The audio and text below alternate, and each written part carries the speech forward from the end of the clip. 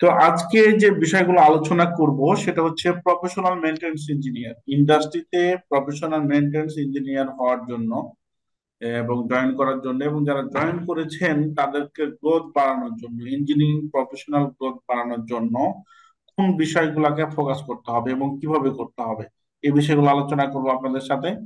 এবং আপনাদের মধ্য থেকে যারা কোনো বিষয়ে যদি কথা বলতে চান যে বিষয়টা আমি একটু বিস্তারিত বললে আমাদের পার্টিসিপেন্ট ভাইরা নতুন কিছু জানবে, আমি আপনাদেরকে ফলো দেব। মানে শুধু একপক্ষিক, শুধু আমি বলবো আপনারা শুনবেন, এটা কিন্তু এই প্ল্যাটফর্ম না। অ্যাডভান্টেজ মানে one kind of engineering club. এখানে আসবেন, দেখবেন, আপনি বলবেন আমি শুনবো, আমি বলবো আপনি শুনবেন, এভাবে আমরা প্রফেশনালি এগিয়ে যেতে চাই। Thank you. তো দেখেন, আজকের শুরুতেই আমি আমার পরিচয়, আমি engineer Mohammad Sohel Rana, BSc in triple E. বিভিন্ন ইন্ডাস্ট্রিতে আমি চাকরি করেছি প্রায় 12 বছর। আর এটা গ্রুপ কোম্পানিতে চাকরি করেছি। আর ইন্ডাস্ট্রিতে এখন পর্যন্ত অটোমেশন, ইন্ডাস্ট্রিয়াল কনসালটেন্সি, এসএলডি এলডি এগুলো নিয়ে, ইভেন আপনার আমাদের অ্যাডভান্টেজ ইঞ্জিনিয়ারিং লিমিটেড আর একটা প্রতিষ্ঠান সেল সার্ভিস অটোমেশন কোম্পানি হিসাবে, মেশিন সাপ্লায়ার কোম্পানি হিসাবে বাংলাদেশে কাজ করতেছি। কেমন? তো সেই ক্ষেত্রে এই পদটা আমাদের মোটামুটি বিভিন্ন ইন্ডাস্ট্রিতে আমি চাকরি করেছি এখন পর্যন্ত। ইন্ডাস্ট্রি নিয়ে যেহেতু কাজ করতেছি এবং অটোমেশন নিয়ে কাজ করতেছি, আমরা অটোমেশন ট্রেনিংও করাই। সো এই মানে 2014 সাল থেকে আমাদের এই দুটা প্রতিষ্ঠান আছে, অ্যাডভান্টেজ ইঞ্জিনিয়ারিং লিমিটেড আর এনএডিএল ইঞ্জিনিয়ারিং ডেভেলপমেন্ট লিমিটেড, গাজীপুর ডুয়েটে। এই দুইটা প্রতিষ্ঠানে অটোমেশন ল্যাব এবং আরেকটা মজার বিষয় যেটা করে আসতেছি, ইন্ডাস্ট্রিতে কমপ্লায়েন্স এবং টেকনিক্যাল অডিট কেন্দ্রিক যে কাজগুলো আছে, এই মেনটেন্স ইঞ্জিনিয়ার হিসেবে কোন বিষয়গুলোকে ফোকাস দেওয়া দরকার, এবং যারা চাকরি করছে দিনের পর দিন শুধু অফিসে যায় আর আসে, স্টাডি করতে পারতেছে না, তাদের জন্য ডকুমেন্টারি গুলো গুছিয়ে নেওয়া এবং তাদেরকে হেল্প করা হচ্ছে আমাদের লক্ষ্য। আর অটোমেশন, স্কাডা, ইএচএমআই, পিএলসি যারা শিখতে চায় আমাদের এখানে ইন হাউসে আসতে পারবে। Thank you very much. এই হচ্ছে আমাদের কথা। তো দেখেন, প্রথমেই আমি মানে একদম শুরুতেই আমি ডেমো কিছু কোশ্চেন ক্রিয়েট করেছি। এটা কেন করেছি? আমার এই আজকের সেশনে কিছু ভাই আছেন যারা এক্সপিরিয়েন্স এবং কিছু আছেন ফ্রেশার। তো দেখেন, একটা সিম্পল কোশ্চেন হতে পারে যে মেনটেন্স বলতে কি বুঝো, মেনটেন্স কত প্রকার, শিডিউল মেনটেন্স কি, ক্রিটিক্যাল মেনটেন্স কি, কেন মেশিন মেনটেন্স করি, ইউটিলিটি বলতে কি বোঝায়, ইউটিলিটি ডিপার্টমেন্টে কি কি থাকে, ইটিপি কি, ডব্লিউটিপি কি, সাবস্টেশন বলতে কি বোঝায়, সাবস্টেশন বলতে কি কি চেক লিস্ট মেনটেন করতে হয়, জেনারেটর কতদিন পর পর মেনটেন্স করতে হয়, জেনারেটর রানিং করার আগে কি কি বিষয়গুলো দেখতে হয়, বয়লার কি, বয়লারে কি কি টেস্ট করতে হয়, বয়লারে কি কি চেক লিস্ট মেনটেন করতে হয়, বয়লারের টেস্ট গুলোর নাম কি, ওয়াটার ট্রিটমেন্ট কি, পিএইচ কি, চিলার কি, প্লাম্বিং কি, কম্প্রেসর কি, মেইনটেনেন্স ইঞ্জিনিয়ার আপনার দায়িত্ব কি, টেকনিক্যাল অডিট কি। দেখেন, এখানে একদম মানে ডেমো কোশ্চেন, একদম স্টার্ট পয়েন্টের কোশ্চেন গুলো। এখন ধরেন আপনি পরীক্ষা দিতে গেছেন, আপনি এখান থেকে কতটা পারবেন সেটা আপনার ব্যাপার। এগুলো একদম মানে ফানি কোশ্চেন, ঠিক আছে? এর থেকে আরো আপনাকে ক্যালকুলেশন আছে, জটিল কিছু আছে। তাহলে এটা হচ্ছে ডেমো ওয়ান। ডেমো টু যে কোশ্চেনটা হচ্ছে, দেখেন এখানে কি বলতেছে যে, বাস বার ক্যালকুলেশন কিভাবে করবেন, কেবল ক্যালকুলেশন, লোড ক্যালকুলেশন কিভাবে করবেন, ট্রান্সফরমার ক্যালকুলেশন কিভাবে করবেন। তারপর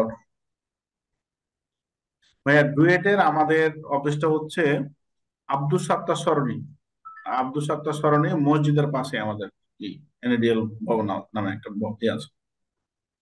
পাওয়ার ফ্যাক্টর ক্যালকুলেশন কিভাবে করবেন, এসিবি বিসিবি কোনটা কখন ব্যবহার করবেন, ফেজের মধ্যবর্তী গ্যাপ কত হওয়া উচিত, এমসিসিবি সেট পয়েন্ট কিভাবে নির্ধারণ করবেন, ট্রান্সফর্মার আর্থিক কয়টা দিবেন, জেনারেটর আর্থিক কয়টা দিবেন, এলটি আর্থিক কয়টা দিবেন, এসটি আর্থিক কয়টা দিবেন, আর্থিং কি, সিস্টেম আর্থিং এর মান রেজিস্ট কত হওয়া উচিত, আর্থিং এর ফেজের কত পার্সেন্ট হতে হবে, এলপিএস রেজিস্ট্যান্স এর মান কত, এলপিএস এর বোরিং কত ফিট হতে হবে, সিস্টেম আর্থিং এর বোরিং কত হওয়া উচিত, এলপিএস এর আর্থিং সর্বনিম্ন মান কত হওয়া উচিত, ফিট কি, সিস্টেম আর্থিং এর কপার রডের সাইজ কত, এলপিএস এর কপার রডের মান কত, আরএসি এবং হচ্ছে অ্যালায়েন্স এর কাজ কি, থার্মোগ্রাফি কি, থার্মোগ্রাফির কয়টা স্টেজ থাকে, কেবল কেবল ইনসুলিন রেজিস্ট্যান্স এর মান কত মেগা ওহম হতে হবে। মজার বিষয় কি জানেন?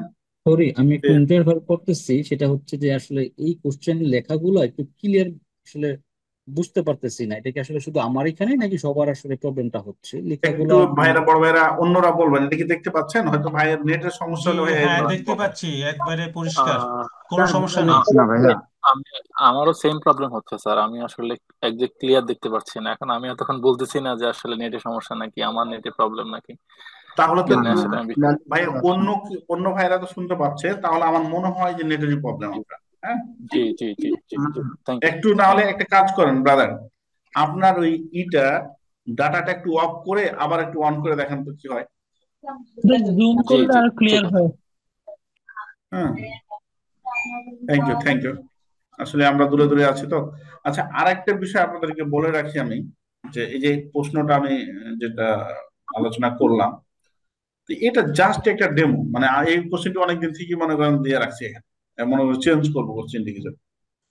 তো আসলে ভাই কি, আমি যেটা মানে এই পর্যন্ত ফিল করেছি যে আমরা ট্রেনিং করাই, অনেক প্রতিষ্ঠান ট্রেনিং করাই, সকল প্রতিষ্ঠানে আমার কাছে ভালো, মানে খুব মানে একদম মানে কলেজা থেকে মানে বলতেছি যে সকল ট্রেনিং প্রতিষ্ঠান ভালো, কোনো এতে সন্দেহ নাই আমার। কিন্তু একটা বিষয় আছে যেটা যে মনে করেন মেনটেন্যান্সে 12 বছর কাজ করেছে আমরা, বা আপনি 25 বছর কাজ করেছেন, কেউ 10 বছর কাজ করেছেন, এরা যারা সাকসেস পারসন, যাই নিজের জায়গা থেকে মানে অনেক কিছু জানে এবং গোছানো আছে, আমার বিশ্বাস যারা ফ্রেশার ইঞ্জিনিয়ার আছে এবং ইন্ডাস্ট্রিতে যারা চাকরি করে, আমি চ্যালেঞ্জ করবো এটা ইনশাআল্লাহ, মানে আল্লাহর উপরে ভর করে, যে আপনি আমার কাছে কোর্স করতে হবে এরকম কোনো বিষয় না।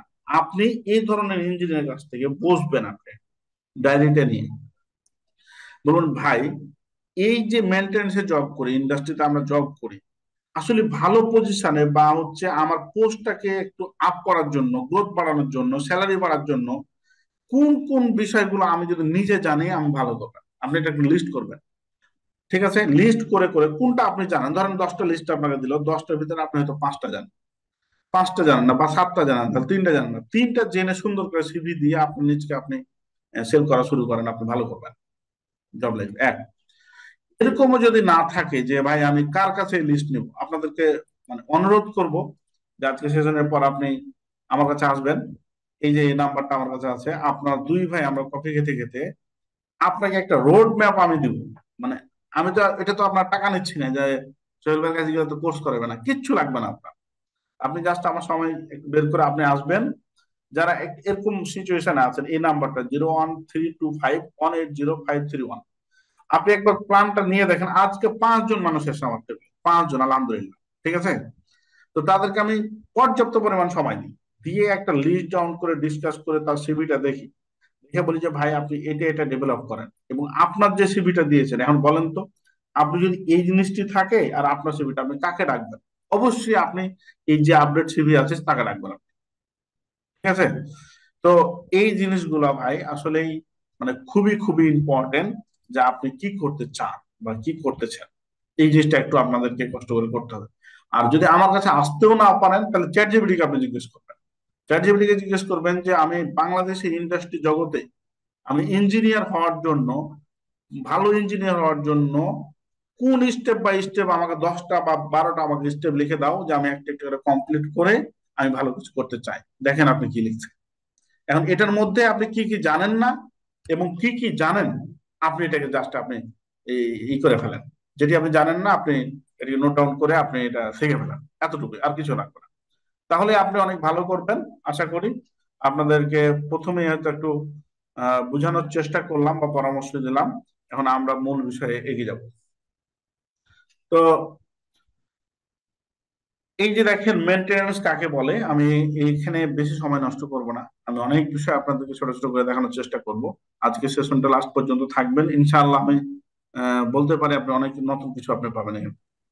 মেনটেন্স হলো দীর্ঘকাল ব্যবহারের ফলে মেশিন বা ইকুইপমেন্ট বা সিস্টেমের ক্ষয়ের কারণে ফাংশন বা ব্যবহারকালে কার্যক্ষমতা হ্রাস পাওয়াকে প্রতিরোধ করতে বা চালানো পরীক্ষণ ও মেরামতের কার্যক্রম। মেশিন বিভিন্ন কারণে ক্ষয় হয়, যেমন ঘর্ষণ, তারপর বাহ্যিক আঘাত, ইন্টারন্যাশনাল ইম্প্যাক্ট, মেকানিক্যাল পার্ট যেমন নাট বল্টু চেন ইত্যাদি। তো আসলে অ্যাকচুয়ালি মেনটেনেন্স করার অর্থটা হচ্ছে যে চেক ব্যাক করে বিভিন্ন কারণে লাইফ টাইম থাকিয়ে আপনার এটাকে ঠিকভাবে ইউজ না করার কারণে আপনার নষ্ট হয়। এখন একটা ডিভাইস এরকম বলে যে একটা ডিভাইস যদি সঠিকভাবে পরিচর্যা হয়, তাপ চাপ যদি সবকিছু ঠিক থাকে এবং যেটা তাকে যতটুকু সে ভোল্টেজ বা চাপ বা হচ্ছে আপনার হিট নেওয়ার পসিবিলিটি আছে ওনার নিয়ম, ওভাবে দিলে আপনার এটা লাইফ টাইম চলতে থাকবে। কিন্তু আমাদের কি হয়, উনাকে যেরকম ভাবে পরিচর্যা করা দরকার সেটা করি না। এটা না করার কারণে আমাদের অনেক ক্ষয়ক্ষতি হয়। সেই জন্য এই যে পরিচর্যা যেন করেন, এটা হচ্ছে মেনটেন্যান্স। তাকে চেক ব্যাক করবেন। তারপর হচ্ছে তার মনে করেন একটা সেন্সরের উপরে একটা ধুলাবালি পড়ে আছে, মানে আস্তরণ সৃষ্টি হয়েছে, তো ওই সেন্সরটা যদি কাজ না করে তাহলে আপনার ওখানে একটা ঝামেলা হতে পারে, ক্ষয়ক্ষতি হতে পারে। তাহলে সেন্সরটা যদি উপরে কিছু থাকে তাহলে উনি কিভাবে কাজ করবে? তাহলে কি এটা সেন্সরের দোষ? না, সেই জন্য চেক ব্যাক করা, এই জিনিসগুলো করতে হবে। মেনটেনেন্স হচ্ছে করার উদ্দেশ্য আমি আপনাকে বলি, মেশিন বা ইকুইপমেন্ট ব্যবহারকারীদের সুরক্ষা নিশ্চিতকরণ, পরিবেশ সুরক্ষা নিশ্চিতকরণ, মেশিন বা ইকুইপমেন্টের নির্ভরযোগ্য নিশ্চিতকরণ, মেশিন বা ইকুইপমেন্টের দীর্ঘমেয়াদ ব্যবহার নিশ্চিতকরণ। দেখেন, এখানে আপনি বলতে পারেন যে পরিবেশ সুরক্ষা নিশ্চিতকরণ মেনটেন্যান্স কিভাবে হবে। আপনারা দেখেছিলেন যে রানা প্লাজা 2013-তে যখন ক্লাবস হলো, তাজুল ইনফ্যাশন, টাম্পাকো ফাইলস লিমিটেড, অনেকগুলো কোম্পানি আমাদের বাংলাদেশে সমসাময়িক সময় 13 থেকে 16-র মধ্যে প্রবলেম হয়েছিল। তখন দেখেছিলেন যে ওই এলাকাটার অবস্থাটা কি হয়েছিল। মানে মানে যাদের আবাসিক ছিল বা যে এলাকায় স্কুল মাদ্রাসা মসজিদ যেটা ছিল ওখানে সবকিছু একদম তছনছ হয়ে গেছিল। তো সেই জন্য আপনাকে ছোট্ট একটা কারণ থেকে, একটা বয়লার বিস্ফোরণ হতে পারে, একটা ইলেকট্রিক্যাল শক থেকে হতে পারে, এই জিনিসগুলোর কারণে অনেক বড় ধরনের ক্ষয়ক্ষতি হতে পারে। কেমন? তো মেনটেন্স এখানে 3 প্রকার আমি দিয়েছি: corrective maintenance, periodical maintenance, schedule maintenance. তো এটা কাকে বলে কি, আমি এই 3টা নিয়ে আপনার চ্যাটজিপিটির কাছে জিজ্ঞেস করলে পাবেন এগুলা। আমি এগুলো নিয়ে আর আলোচনা করতেছি না, মেন বিষয়টা আপনার আছে। তো এখানে একটা চেকলিস্ট দিয়েছি যে মেশিন মেনটেন্স, শিডিউল মেনটেন্স এর চেকলিস্টটা, যেটা শিডিউল মেনটেন্স চেকলিস্টটা লাগেই। এটা এটা আপনার বিভিন্ন অডিট পারপাস। শিডিউল মেনটেন্স যেটা বলে যে আপনার একটা মেশিনকে, নেপিয়ার ভাষায় একটা মেশিনকে 30 দিনে আপনাকে 2বার মেনটেন্স করতেই হবে, এটা নিয়ম। মানে এটা হচ্ছে বিভিন্ন অডিটের রুলস রেগুলেশন, যে 2বার, মানে ধরেন 1 তারিখ থেকে 15 তারিখে করলেন একবার মেনটেন্স, আবার এটা আমাদের 30 তারিখ বা 31 তারিখে আপনি মেনটেন্স করলেন একটা মেশিন। মানে আপনার এই লিস্টে একটা মেশিনকে আপনি 30 দিনে, 15 দিন পর পর, সেখানে 15 দিনে 13 দিন হতে পারে, 18 দিন হতে পারে, 2-1 দিন কোনো সমস্যা নাই, কিন্তু মাসে 2বার আপনাকে মেনটেন্স করতেই হবে শিডিউল অনুযায়ী। এখন ধরেন আমরা কি করি, যদি আপনার এই ধরনের শিডিউল না থাকে, যে 1 নম্বর মেশিন আমি 5 তারিখে, 7 তারিখ, 9 তারিখে, 10 তারিখে করলাম, আর কোনো খবর না, আবার আরেক মাস পর 10 তারিখ করবেন। 10 তারিখ করলেন, মনে হলে আবার 22 তারিখে মাসের করে দিলেন, আবার কিছুদিন পর হচ্ছে 4 তারিখ করলেন। এরকম না, শিডিউলটার নিয়ম হচ্ছে সেই জন্য যে মাসের প্রথমেই আপনাকে শিডিউল তৈরি করতে হবে। যতগুলো মেশিন থাকে সবগুলো এরকম লিস্ট ডাউন করবেন, আপনি ছোট নামে রাখতে পারেন, বড় নামে রাখতে পারেন। যে একটা মেশিন মনে করেন আজকে 14 তারিখ করেছেন, তাহলে এখানে 28 তারিখ করেন। আবার এটা মনে করেন আপনি মানে সিকোয়েন্সলি 15 দিন পর পর এটা আপনার মেশিনটা ঘুরতে থাকবে, এই মেশিনটা করেন, তারপরে মেশিনটা 12 তারিখ করেন, তারপরে এটা মেশিন 30 তারিখ করেন, এভাবে 15 দিন পর পর আপনার মেশিন যতগুলো থাকবে এরকম লিস্ট ডাউন করতে হবে। লিস্ট ডাউন করে আপনার রেসপন্স পার্সন যারা থাকবে তাদের সিগনেচার নিয়ে এটাকে ফাইল করে রাখতে হবে। এই অনুযায়ী ধরেন এই মেশিনটা আমার 15 তারিখে শিডিউল দেয়, ধরেন এই যে এই মেশিনটা, এই যে FM এটা এটা হচ্ছে এই 15 তারিখে আমার শিডিউল। 15 তারিখে এই মেশিনটাতে ফিল্ম মেকিং মেশিন আর কি, ফিল্ম মেকিং মেশিনটা আপনি কি কি কাজ করলেন, গ্রিজ দিলেন, তেল দিলেন, আপনি একটা বেয়ারিং চেঞ্জ করলেন, 2টা সেন্সর চেঞ্জ করলেন, যা করবেন, যেটা আপনার কাছে অ্যাবনর্মাল মনে হয়েছে সেটাই তো আপনি কাজটা করেছেন। করে আপনাকে লিস্ট ডাউন করতে হবে যে এই মেশিনটার রেজিস্টার খাতায় লিখে রাখতে হবে যে এই এই চেঞ্জ করেছি আমি। তাহলে এটা দেখেন কতটা লাভ। নিয়মগুলো কেন আসছে, এই মেশিনটা দিয়ে এটা চেঞ্জ করেছে। আর একই জিনিস যদি বারবার নষ্ট হয় তাহলে বুঝতে হবে যে ওই মেশিনের ওই কোন প্রবলেম আছে, মেজর কোনো প্রবলেম আছে। আর যদি মনে করেন যে না, এই মেশিনটা আমি এই 6 মাস পর, 1 বছর পর, 2 বছর পর নষ্ট হয়েছে, মানে এটা স্বাভাবিক, মোটামুটি ভাবে স্বাভাবিক।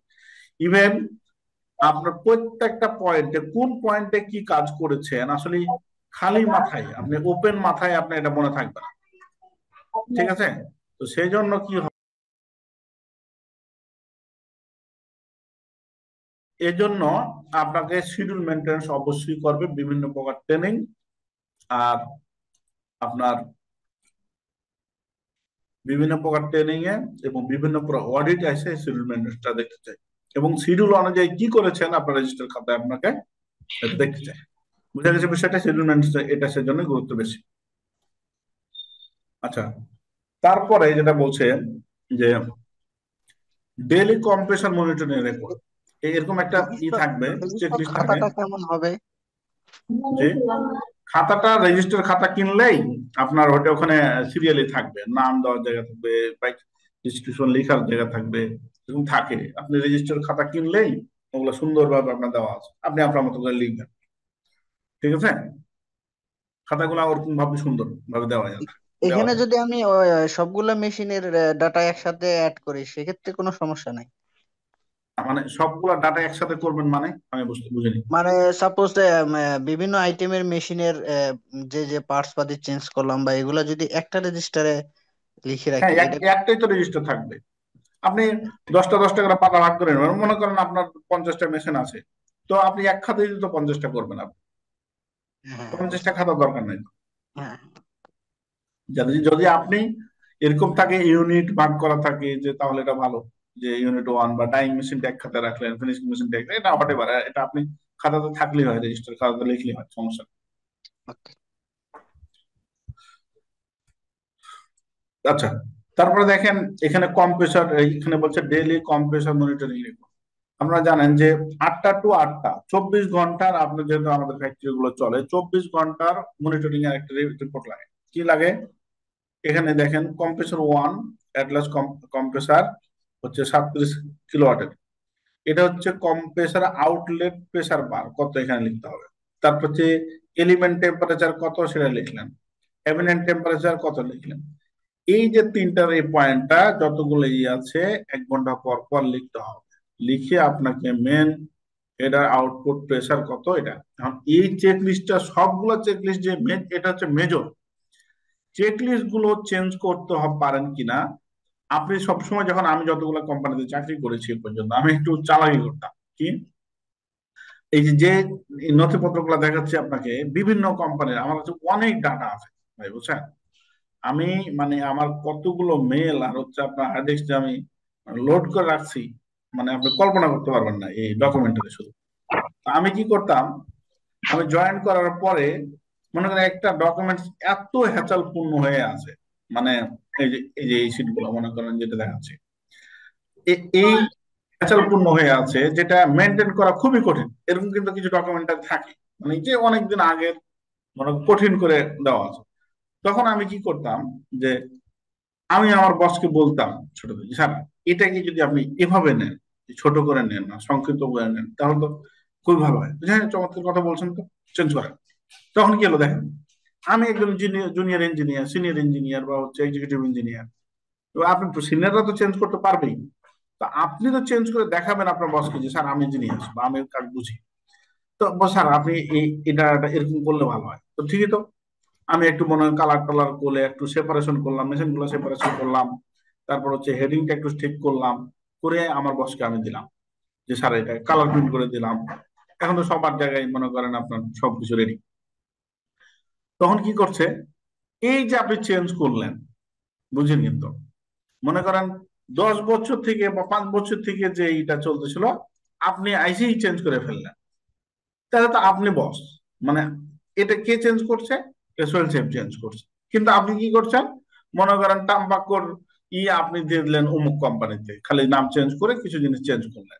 যে মনে করেন 1 2 3 4 5 জন এখানে রেসপন্সিবিলিটি ছিলেন, এখানে আপনি 2 জন কমালেন বাড়ালেন, চেঞ্জটা তো আপনি নিয়ে আসলেন, আপনি তো সহজ করে দিলেন মানুষের কাছ থেকে।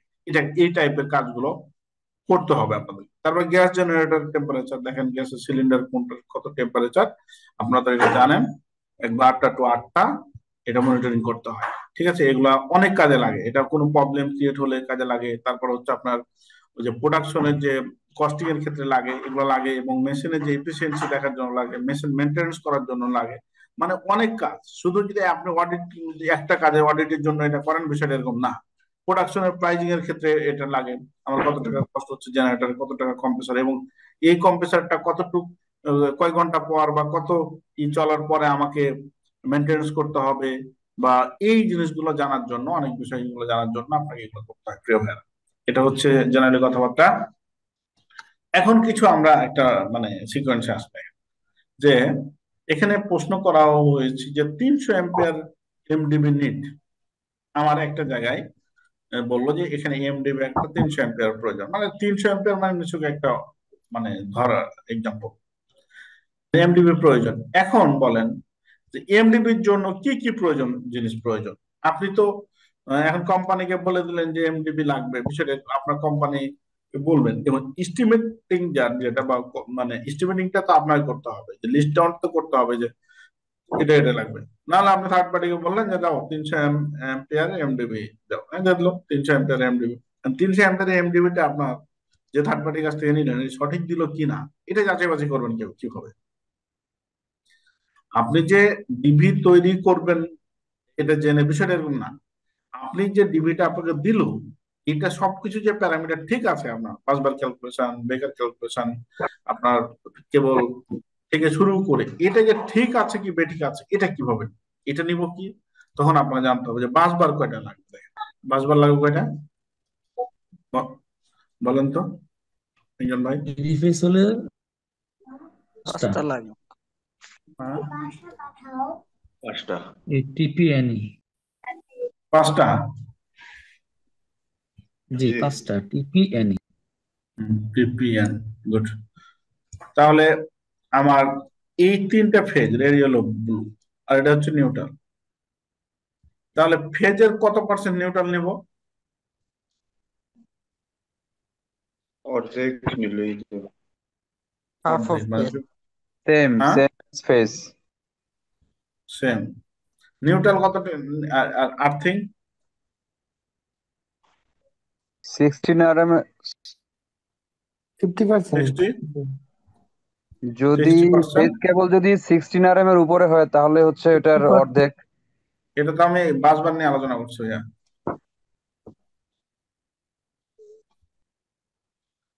এটাও 50% প্লাস, ঠিক না? জি এখন দেখেন, না মাইনাস না প্লাস।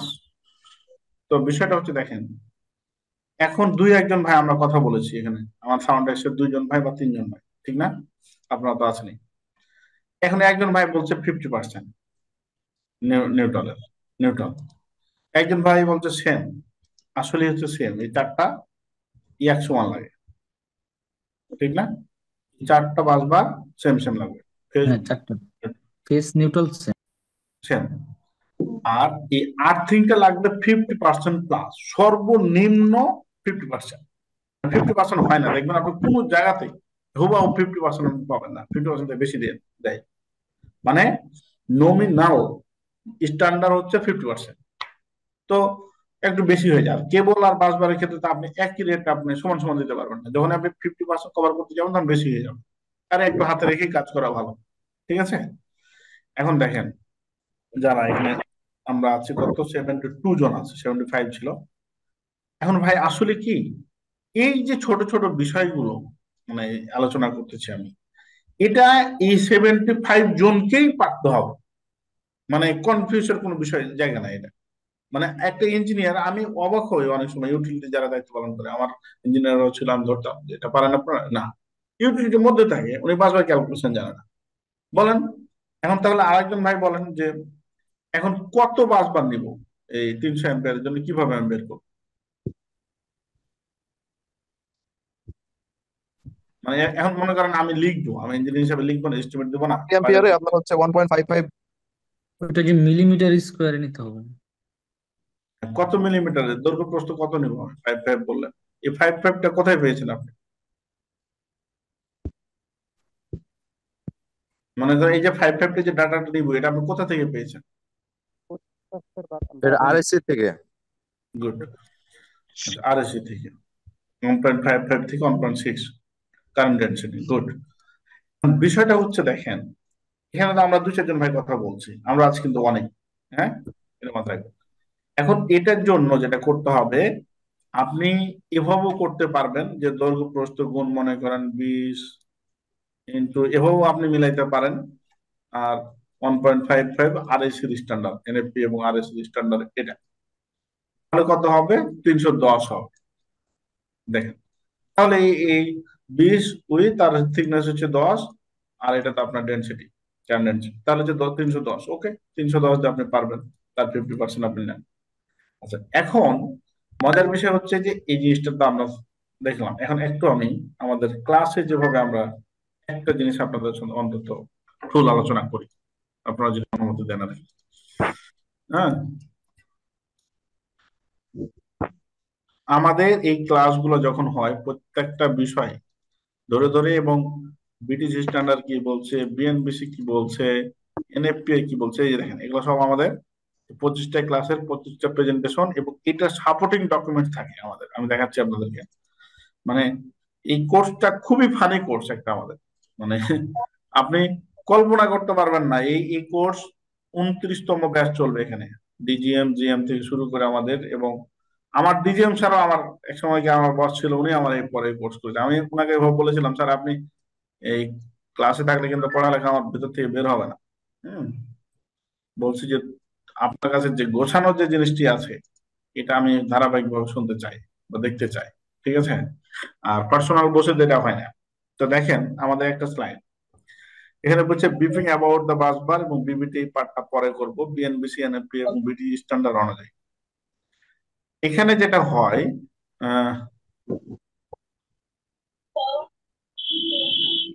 1.55 হচ্ছে কপারের ক্ষেত্রে। আমি আসতেছি ভাই, আপনার প্রশ্ন উত্তর এখানে পেয়ে যাবেন। দেখেন বাস বার কেন ইউজ করি, টাইপ গুলো কি কি, অ্যাপ্লিকেশন পয়েন্ট কোনটা, এটা নিয়ে আমি ই করতেছি না। তারপরে যেটা হচ্ছে, আমি মেন বিষয় চলে আসছি, যে এই যে জায়গাটা আমরা মিউট করবো ভাইয়া প্লিজ। এই যে যে আলোচনা করতেছি আমাদের এই ইউটিউবে একদম হুবাহুব দেওয়া আছে, মানে একটা 10 মিনিটের এই ইউটিউবে যদি আপনি অ্যাডভান্টেজ যান, অ্যাডভান্টেজ বানানটা আমরা এভাবে লিখি, এই ইউটিউব চ্যানেলে আপনি হুবাহুব এই জিনিসটা পাবেন। তাই আমি, যারা পরে জয়েন করেছেন আমাদের চ্যানেলটা ঘুরে আসবেন, এটা খুবই খুবই কাজে আসবে আপনাদের। ঠিক আছে? মানে সবাই তার এখানে কোর্স করার প্রয়োজনও নাই, এবং কোর্স করবেও না, এটা সম্ভব না। কোর্স করতে অনেক কিছু লাগে, টাকা লাগে, সময় লাগে, মন লাগে।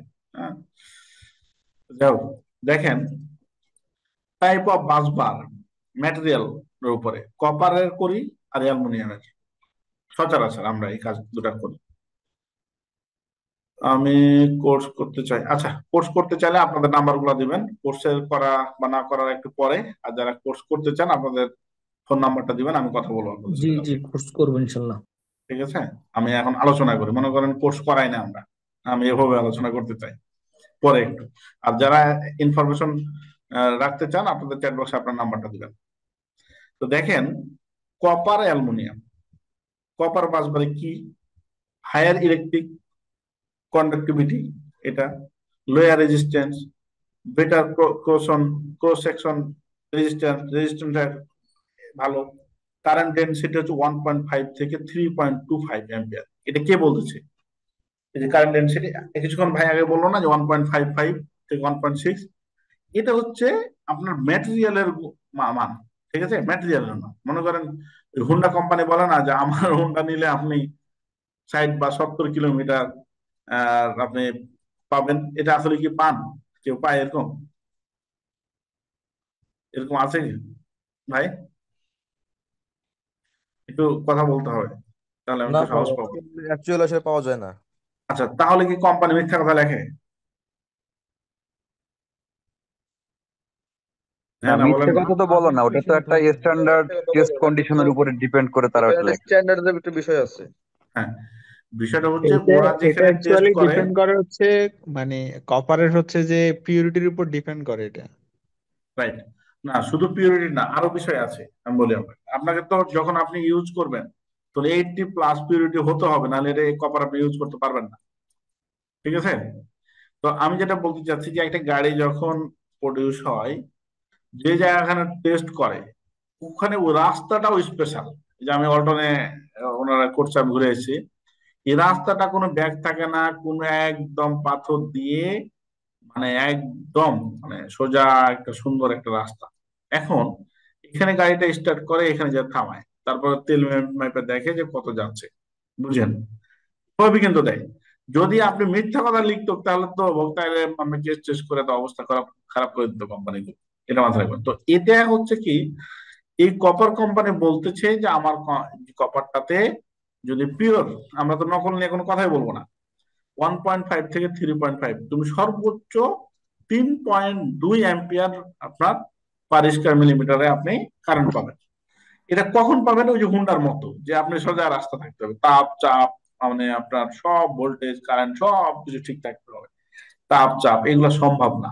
তখন কি বলে, এটা অ্যানালাইসিস করে যেটা পেয়েছে, বা যে যে আরএসসি এবং নিরাপন, যে আমরা 1.55 নিয়ে যদি কাজ করি তাহলে সেফটিটা আমার হাই থাকবে। প্রিয় ভাই, বুঝে নিন তো। অনেক জায়গাতে আবার 1.6ও নেয়, তাহলে এটার তুলনায় এটা একটু নর্মাল। হ্যাঁ, হবে না বিষয়টা এরকম না। যেমন আরএসসি এটা সারা মানবে না, ঠিক আছে, এটা মানবেই না। বিষয়টা হচ্ছে এরকম। এখন এই হচ্ছে অবস্থা। এটা কপারের ক্ষেত্রে এগুলো, অ্যালুমিনিয়ামের ক্ষেত্রে এগুলো কথা 0.8, 0.8 থেকে 1.55, এটা কপারের ক্ষেত্রে। কিন্তু আরএসসি নাই 0.9 ampere per square metre aluminium. তাহলে যেটা নিয়ে করবেন আপনি পারবেন, সমস্যা নেই, জাস্ট খালি এটা নেবেন, গেল। তাহলে চিপার এই সেই এটা তো দেখেন জানেন। এখন দেখেন সূত্রটা কি, আমি এই জিনিসটা একটু বিস্তারিত বলবো, এরপরে খালি যেগুলা একটু আপনাদের সাথে অনেক বিষয় আছে। বাসবারের সূত্র হচ্ছে with into thickness into current density. Copper carrying capacity 1.55 per square millimetre, aluminium current carrying capacity হচ্ছে 1.0 পার স্কয়ার মিলিমিটার। এখন লেন্থ কোনটা? লেন্থ হচ্ছে এটা। লেন্থ কোনো প্রভাব ফেলে না কারেন্ট ক্যালকুলেশনের ক্ষেত্রে, ঠিক আছে। উইথ আর হচ্ছে আপনার থিকনেসটা প্রয়োজন আমার, তাহলে উইথ আর থিকনেসটা বসাই দেন। কারেন্ট ডেনসিটি যে ম্যাটেরিয়াল নিয়ে করবেন, কপার নিয়ে করলে এটা দিবেন, অ্যালুমিনিয়াম দিয়ে করলে এই মানটা বসাবেন, শেষ। এখন দেখেন নিচে আসেন, যা কোন টাইপের বাসবার গুলো সচরাচর হয়? এই টাইপের বাসার গুলো সচরাচর হয়।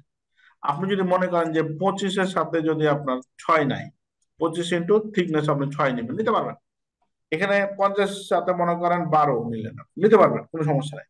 তবে আপনি যদি এই ধরনের কিছু তৈরি করে নিতে পারেন যেটা বাজারে সচরাচর করে না, তাহলে বাজার কোম্পানিকে আপনাকে অর্ডার দিতে হবে, আপনার বানিয়ে কোনো সমস্যা নেই, ঠিক আছে। আর যদি আপনি নিতে চান তাহলে এই টাইপের সিকোয়েন্স গুলো থাকে, এই টাইপের, ঠিক আছে, এটা স্ট্যান্ডার্ড, এটা এই টাইপের। এর বাইরে যা নাই বিষয়টা এরকম বলতেছি না, জাস্ট এটা কিছু একটা বলছি অ্যাজ পার মার্কেট অ্যাভেলেবল বাস বা সাইজ, এটা ওকে গেল। এখন মেন ইস্যুতে আসেন, আমাদের যেটা কনফিউজ থাকে যে ধরেন আপনাকে একটা ট্রান্সফরমার নেম প্লেট দিলে এরকম যে আমার ট্রান্সফরমারটা হচ্ছে আপনার 400 কেভিএ, এটা হচ্ছে আপনার এসটি, এটা হচ্ছে এলটি সাইডের এ 3 ফেজ, এখানে আপনার সেফটি অবলম্বন করে আমার কত বাস বার লাগবে আপনি বলেন, তখনই আমাদের মাথাটা যাই ঘুরে, ঠিক আছে। এই মাথাটা যেন না ঘুরে আজকে সেশন এটা, যে কারেন্ট বের করবো, এখানে কারেন্ট বের করতে গেলে কি সাপ্লাই সমান হচ্ছে √3 VI। এই যে আপনি এটা কারেন্ট দেখেন, এইখান থেকে আপনি এই এত কেভিএ থেকে আপনি বের করতে পারলেন সূত্র অ্যাপ্লাই করে, এই যেটা আপনি কত পেলেন? 812 অ্যাম্পিয়ার, ঠিক আছে। 812 অ্যাম্পিয়ার সেফটি হচ্ছেন যদি ধরেন 1.25। এখন আপনি যখন একটা মান পেয়ে গেলেন 812, দেখেন, আর স্ট্যান্ডার্ড কি কি ইউজ করবেন এখানে দেওয়া আছে, কোন স্ট্যান্ডার্ড নিয়ে আপনি কাজ করতে চান। যে কোনো একটা স্ট্যান্ডার্ড আপনি সচরাচর, যেমন আমরা বাংলাদেশে বিএনবিসি ফলো করি, যেহেতু বাংলাদেশ ন্যাশনাল কোড এটা, আর বাংলাদেশের কোড, আর হচ্ছে এনএফপিআই কে আমরা ফলো করি। হ্যাঁ, এই ইগুলো আপনাকে জানতে হবে, তাহলে আপনি পারবেন। এখন দেখেন এখানে বলতে যে find the proper size of copper bus bar in which current carrying capacity is 812 ampere. And 812 জন্য আপনি প্রপার সাইজ একদম সাইজ বাস বার ক্যালকুলেশন করতে বলছে আপনাকে, ঠিক আছে? তখন দেখেন কিভাবে করবেন আপনি। এই যে বাস বারের সূত্র হচ্ছে area of bus bar thickness into width, এটা হচ্ছে মেইন সূত্র। এই সূত্রটাকে বাস বারের এরিয়া আপনি যখন দিবেন, এইটাকে এরিয়া বের করবেন যখন total current per square millimetre, এটা কি কোন মেটেরিয়াল নিয়ে করবেন। মনে করেন টোটাল কারেন্ট ছিল 812, আমি এখানে কপার নিয়ে করবো 1.55, তাহলে 524.87 স্কয়ার মিলিমিটার আমার বাস বার লাগবে। দেখেন এরিয়া অফ বাস বার পেয়ে গেছেন আপনি। এরিয়া পাওয়ার পর এই যে উইথ, এখন আপনি একটা মান পেয়েছেন, তাহলে আপনার উইথ বের করবো আমি, উইথ কত লাগবে। তাহলে একটা মান পেয়েছেন, একটা মান আমার প্রয়োজন, তাহলে আরেকটা কি লাগবে আপনাকে ধরে নিতে হবে যে আপনি কত থিকনেসের বাস বার নিতে হবে, বা আপনি উইথটা যদি আপনি ধরতে পারেন তাহলে আপনার থিকনেসটা আপনি পেয়ে যাবেন, এই কথা। তো আমি ধরে নিলাম যে 10 mm এর বাস বার আমার লাগবে, বা 12 mm লাগবে, যা ইচ্ছা আপনি নিতে পারেন, কোনো সমস্যা নেই।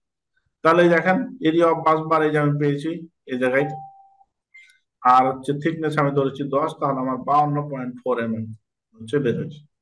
52.4 mm এর কোনো বাস বার পৃথিবীতে নাই। আপনাকে হাই সাইট নিতে হবে, এরকম আপনার কেবল বেকারের ক্ষেত্রে তো স্টেপ মানে যা আপনি ক্যালকুলেশন পাবেন হুবহু বাজারে পাবেন, এটা তো আপনি জানেন, ঠিক আছে? তাহলে আমি 60 mm। ক্যালকুলেশন আরেকবার একটু বুঝাবেন? আচ্ছা, ক্যালকুলেশনটা হচ্ছে দেখেন আমার সূত্র হচ্ছে এটা, area of bus bar thickness with, এটা তো পাইছে। এরিয়া বাস বার এরিয়া বের করবো, এরিয়া অফ বাস বার এই যে এরিয়া বের করবো, এরিয়ার সূত্র হচ্ছে কি টোটাল কারেন্ট, যে কারেন্ট আপনি বের করবেন পার স্কয়ার মিলিমিটারের আপনার মিলিমিটারের কারেন্ট ডেনসিটি। এখন এটা কপার নিয়ে করবো, তাই দেখেন টোটাল কারেন্ট আমি পেয়েছিলাম যেখান থেকে 812, আর 1.55 হচ্ছে কারেন্টের ডেনসিটি হবে, কারেন্ট ডেনসিটি। তাহলে অ্যালুমিনিয়াম হলে শুধু জাস্ট 1.09 হয়ে যেত। রাইট রাইট, কোনো আমি চেঞ্জ আসতেছি ওখানে। এই যেটা হলো এখন দেখেন এটা এটা ওকে, যে ভাই প্রশ্ন করেছিলাম বুঝেছেন কিনা। এখানে আরেকটা প্রশ্ন আছে আমার ভাইয়া, এখানে আপনার হচ্ছে যে থিকনেস 10 mm, এটা পেয়েছেন কোথায়? আমি এটা ধরে নিয়েছি যে আমার এটা লাগবে। আমি ওই যে আমি এখান থেকে করে আসলাম যে আমি বাজারে জানি যে 12 হয় 10 হয়, এই যে দেখেন এগুলো জানি আমি। আপনি 8 ধরতে পারেন, কোনো সমস্যা নেই, কিন্তু যখন মানে বেশি আপনি কারেন্ট 10টা ধরতেছেন মানে কিসের সাপেক্ষে? আমি 10 ধরবো না 5 ধরবো না 8 ধরবো, এটা আমি মানে কিসের সাপেক্ষে ধরবো? এটা আপনি কিসে দেখেন, আপনি তাহলে একটু দেখেন তাহলে বুঝবেন। আপনার সাপেক্ষে ধরা দরকার নাই তো, আপনি যদি কম বেশি হয় আপনার মান কম বেশি হবে না তো। এই দেখেন সাইডের সাথে 5ও যায়, 8ও যায়, 10ও যায়, 12ও যায়, আপনি ধরেন একটা যে কোনো ধরেন না। যদি আপনি 5 ধরেন তখন উইথ আরো বেড়ে যাবে, আপনি বুঝতেছেন? হ্যাঁ, বুঝতে হ্যালো, পারছি। মানে ধরেন আমি তো 10 নিয়ে করছি, যদি কেউ যদি 12 নিয়ে করে তাহলে ঘটনাটা কি ঘটবে আপনাকে একটু দেখাই দিই। বা 8 নিয়ে কমে যাবে। এই জাস্ট মানে শোনেন আমি এখানে আসি, এই জায়গাটাতে কই জানো এটা। তাহলে দেখেন এখানে যদি যে ভাইরা এটা কনফিউজ আছেন যে যদি আমি এটা মানে এখন আপনি বললেন যে 5 ধরবো না 12 ধরবো, 5 ধরলে তো থিকনেস অনেক চিকন হয়ে যায়, তখন তো আপনার এই যে উইথ হচ্ছে 60, আর থিকনেস যদি আপনি 5 ধরেন তখন ওটা নর্মাল হবে। তো এটার জন্য তো আপনি যখন কাজ করতে করতে অভ্যস্ত হয়ে যাবেন তখন তো আপনি জানবেন যে আসলে কোনটা সচরাচর নিলে ভালো হয়। কিন্তু কারেন্টের ক্যাপাসিটি এক সমান থাকবে, এটার প্রমাণটা আপনাকে আমি দিই। ঘটনাটা কোথায় ঘটবে ক্যালকুলেট। আচ্ছা স্যার, আমরা মিউট, হ্যাঁ মিউট করবো ভাইয়া প্লিজ, যাদের একটু কথা বলার প্রয়োজন আছে যেহেতু ফ্যামিলিতে আছেন একটু মিউট করবেন। হ্যাঁ বাবা দাও। তাহলে দেখেন আমার যে এই মানটা ছিল এই যে 524, তাহলে 524 কে যদি আমি আপনার থিকনেস যদি আমি নিই 8, তাহলে দেখেন এই যে 65 হয়ে গেছে, ঠিক আছে? তাহলে 65 টা আপনি পাবেন না, তাহলে আপনাকে 70 নিতে হবে, আর যদি 65 পান তাহলে 65 দিবেন। আর যদি এটা হচ্ছে উইথ, আর যদি আপনি এটা কত নিলাম তখন যে 524 ডিভাইডেড বাই 5 আপনি যদি ভাগ দেন, তাহলে আমরা কত পেলাম? এই যে 104। ঠিক আছে? তো আপনার এরকম ভাবে আপনার কোনো মানে কারেন্ট ক্যারিং ক্যাপাসিটির উপরে কোনো প্রভাব পড়বে না। তবে আপনি দেখেন এখানে 105 হয়েছিল, 105-এর কোনো আছে, তখন আপনাকে 110 নিতে হবে। আর এখানে যেহেতু বেড়ে যাচ্ছে, যে 110 হলে 8 থেকে শুরু করে, 5 থেকে শুরু করে না। দেখেন এই যে 80-র ক্ষেত্রে কি করছে, 5 দিয়ে শুরু করছে, কিন্তু 100 যেগুলো 100 কোটায় পার পার হয়েছে তারা কিন্তু 8, 12, 8, 10, 12, 8, 10, 12। তারপর যে 110 পার হয়েছে তখন হচ্ছে আপনার দেখেন 110, 10, 12, আপনার হচ্ছে 8, মানে 8 থেকে। এভাবে আপনার বাজারে যেটা অ্যাভেলেবল আছে, একদম লোয়ারটা না নিয়ে স্ট্যান্ডার্ডটা আপনার নিতে হবে। ভাই বুঝছেন এই জায়গাটা? জি জি, বুঝতে পেরেছি। আচ্ছা, তাহলে দেখেন টোটাল কারেন্ট ক্যারিং ক্যাপাসিটি দিয়ে আমি এটা এটা পেলাম, এটা জাস্ট আবার তাহলে উইথ ইন্টু থিকনেস গুণ করে হলে 600 স্কোয়ার মিলিমিটারের কাছাকাছি আপনি নিতে হবে। তাহলে দেখেন আপনার প্রয়োজন ছিল 524, আর হুবহু তো আপনি মিলবে না, তো একটু আপনি বেশি পেয়েছেন, মানে ঠিক আছে আরো সেফ জোন। তাহলে কপার নিট বাস বার 60 ইন্টু 10 mm, শেষ আপনার আলোচনা। ভাই ওই এখন দেখেন ট্রান্সফরমার কারেন্ট একটু ক্যালকুলেশনটা একটু দেখা যাবে, ওইটা একটু মিস হয়ে গেছে। কারেন্ট ট্রান্সফরমার আপনি সূত্র দিয়ে করবেন, সমস্যা কি? না না না, ওই যে ক্যালকুলেশনটা ছিল না সেকেন্ডারিতে কারেন্টের, ওইটা। এই যে এখানে এটা করা আছে, ওটা আপনি হ্যাঁ, আপাতত এটা, এই যে মাত্র দেখাইছিলেন একটু আগে। হ্যাঁ এই যে দেখেন চিত্র, দেখতে পাচ্ছেন না? হ্যাঁ, এই যে এই যে উপরে যে এস এর ভ্যালুটা দিলেন, এটা আসলে কোথায় 450 সাপ্লাই দেখা যায়? সাপ্লাই 400, এই যে এটা 450 ক্যালকুলেশন কেভি করে আর কি আসছে। ও, হচ্ছে আর এই ট্রান্সফরমারের ক্যাপাসিটি। ক্যাপাসিটি। ও, বুঝতে পারছি। এটা আপনি আপনার মতো করে বের করবেন, সমস্যা নেই। ঠিক আছে ঠিক আছে। আচ্ছা দেখেন, এই আমি এটা একটু বিস্তারিত আলোচনা করব, তারপরে আপনার সাথে একটু যে ভাই একজন প্রশ্ন করেছিল, তো সেক্ষেত্রে দেখেন এই অ্যালুমিনিয়ামের ক্ষেত্রে আপনি জাস্ট অ্যালুমিনিয়াম, এখানে অ্যালুমিনিয়াম না হোয়াট এভার, ভাই আপনি একটু জিনিস মাথায় রাখবেন যে কঠিন করে কোনো কিছু বসাতে হবে না। এখানে যদি গ্যালভানাইজ আপনি ব্যবহার করেন, যা ইচ্ছা ব্যবহার করেন, এটার মানটা আপনি জেনে আমরা কারেন্টে ভাগ করে দিলে স্কোয়ার মিটার, মানে একদম দৈর্ঘ্য প্রস্থ গোল করে যেটা হয়, এটা এটাই হচ্ছে এটা।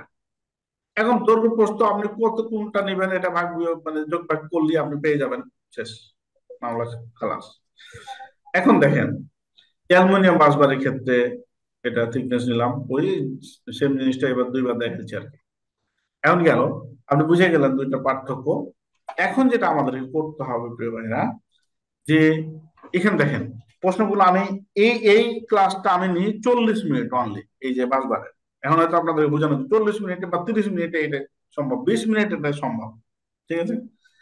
তো what is important to know to find out the weight of বাসবার?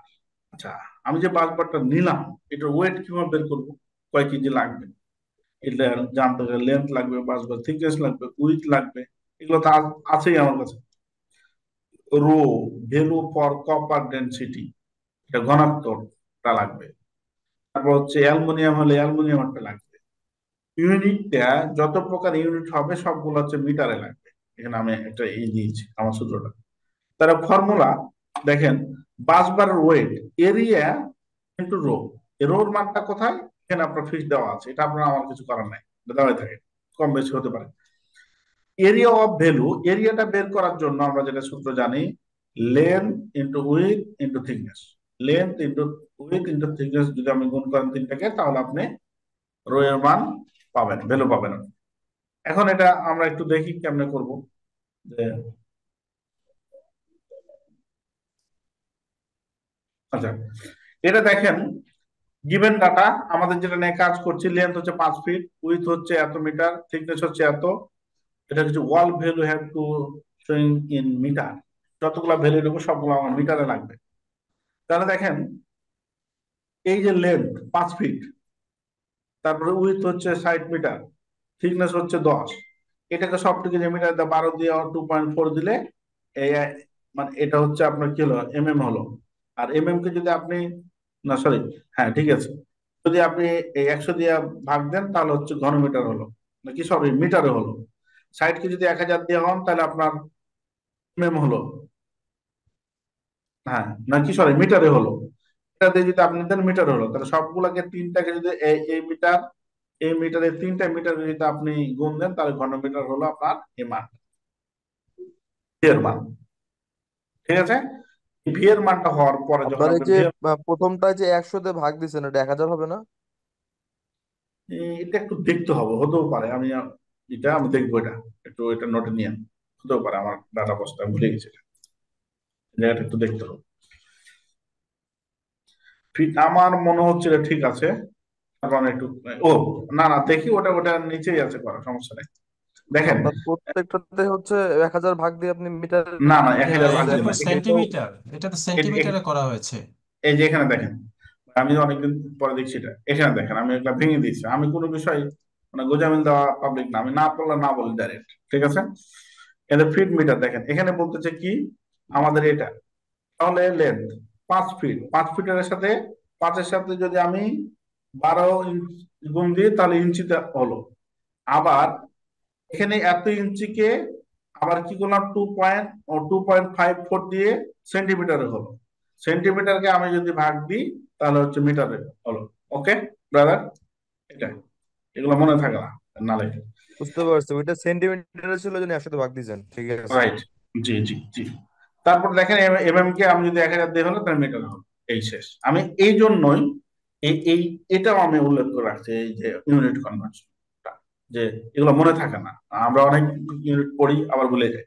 ঠিক আছে, তাহলে এই যে দেখেন এটা আমরা মানটা ঘনমিটার পেলাম। ওকে, বুঝলাম না, মানে আমি যেটা মানে লালন করি বা ভাই অনেক কিছু শেখার আছে, মানে দেখবেন যে কিছু মানুষ আছে যে যারা কিছুই করতে পারতেছে না, আমি একদম ডিরেক্ট, আমি এই লাইনে আমি অনেকদিন থেকে কাজ করছি, তারা প্রথমে বলে যে আমি স্কাডা শিখবো, আর দৌড়াচ্ছে খালি স্কাডা শেখার জন্য, পিএলসি বিএফডি ক্যালকুলেশন কিচ্ছু জানে না, নিয়ম নীতি। কি শিখবেন? স্কাডা শিখবো। আরে ভাই স্কাডাটা কি, হোয়াট ইজ দিস? স্কাডা কি? তুমি স্কাডা কেন তোমার শেখার প্রয়োজন এখন? আর পরে শিখো, আগে এগুলো শিখো। শিখা না, বাংলাদেশ ইঞ্জিনিয়ার দেখবেন এখন একটা মানে ট্যাপ হয়েছে, স্কাডা শিখতে হবে। স্কাডা, স্কাডাটা কি? 32 কিলো ওয়াটের একটা মেশিনে কত কিলো মানে কত অ্যাম্পিয়ার কেবল লাগবে সেটাই আমি জানি না, আবার স্কাডার পিছনে দৌড়াচ্ছে। তো যাই হোক, এই জিনিসগুলো একটা সমস্যা আছে, আমাদের ধাপে ধাপে আগাইতে হবে। তো এরিয়া, তারপর রো যদি আমি বসাই তাহলে হচ্ছে 8.18189 কেজি আমার একটা বাসবারের ওজন। তাহলে যেখানে যে পিএম ভাই যেটা বলছিলেন একজন ভাই, বাসবারের ওয়েট 4টাকে গুণ যদি আমি সেম লাগবে 32 পয়েন্ট আমার ওয়েট লাগবে। তারপর কি হলো, আর্থিং বাসবার, এখানে যে 50+ ধরে নিতে হবে। তো এখানে 50 ধরে করা আছে, 8.18 কে 50% ধরে করেছি 4.09 কেজি। এটা কেজি, এইটা এটা আর্থিং, এটা হচ্ছে ফেজ, ধরে 36.85 এত স্যার, ওই কেজি রো আমার বাসবার। ভ্যালুটা কি ডেনসিটি? জি ভাইয়া, রো ভ্যালু এটা কি ডেনসিটি না? On rho, kind of density, হ্যাঁ, আচ্ছা। মানে যে ম্যাটেরিয়াল দিয়ে করবেন ওটা ডেন্সিটি, রোবেল। তারপরে কি হলো, আমার 36.85, 36.85, 1600 টাকা করে কেজি আমার। এটা ধরেছি জাস্ট একটু, এটা কম বেশি হতে পারে। 55,960 টাকা আপনার হচ্ছে এই বাসবার। তো দেখেন, এই যে আমি বললাম, এখন হয়তো আমি একটা বলতেছি দূর থেকে আছেন, আমরা এই পিডিএফ গুলা দিই, আমাদের রেফারেন্স ভ্যালু দিই, এগুলা কতক্ষণ লাগবে ভাই? এটা যদি আপনি 10 মিনিট দেখেন, আমার বিশ্বাস 10 মিনিট দেখলেই আপনি বা আপনার কাছে নোট ডাউন 3-4টা জিনিস থাকে, আপনি যে কোনো জিনিসের ওয়েট বের করতে পারবেন। তাহলে বাজার থেকে যখন আপনার একটা এলডি প্যানেল বাঁচলো, কয় টাকা দাম বা কি বা কতটুকু ইউজ করেছে সবকিছু পাবেন। তারপর এই যে এখানে বলছে phase to phase, phase to earth, যে ক্লিয়ারেন্স, এটা ক্লিয়ারেন্স কতটুকু কোনটা রাখবেন এটাও এখানে দেওয়া আছে।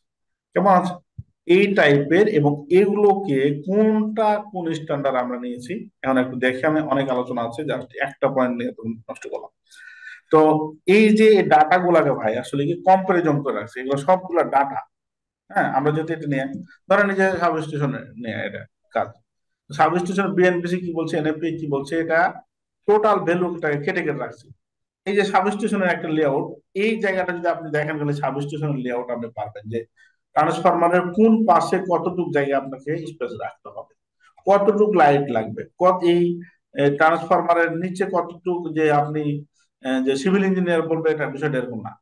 তারপর জেনারেটরটা কোথায় থাকবে, লাইট কত লাগবে, আপনার জেনারেটরটা কোথায় থাকবে, না? তারপর আপনার এনএফপিএ কি বলছে, ব্রিটিশ স্ট্যান্ডার্ড কি বলতেছে, এটা হচ্ছে আপনার ব্রিটিশ স্ট্যান্ডার্ড। এখানে রুমের ভিতরে কত বাতাস ঢুকবে এবং কত বের হবে, আপনার এটা কত ইঞ্চি হতে হবে, টোটাল বিষয়গুলো যেমন ভাই এটা যে 3-4টা এখানে আমাদের যে স্ট্যান্ডার্ড গুলো, মূল স্ট্যান্ডার্ড গুলো কম্পারিজন করে দেওয়া, এটা পড়লে আপনি পারবেন।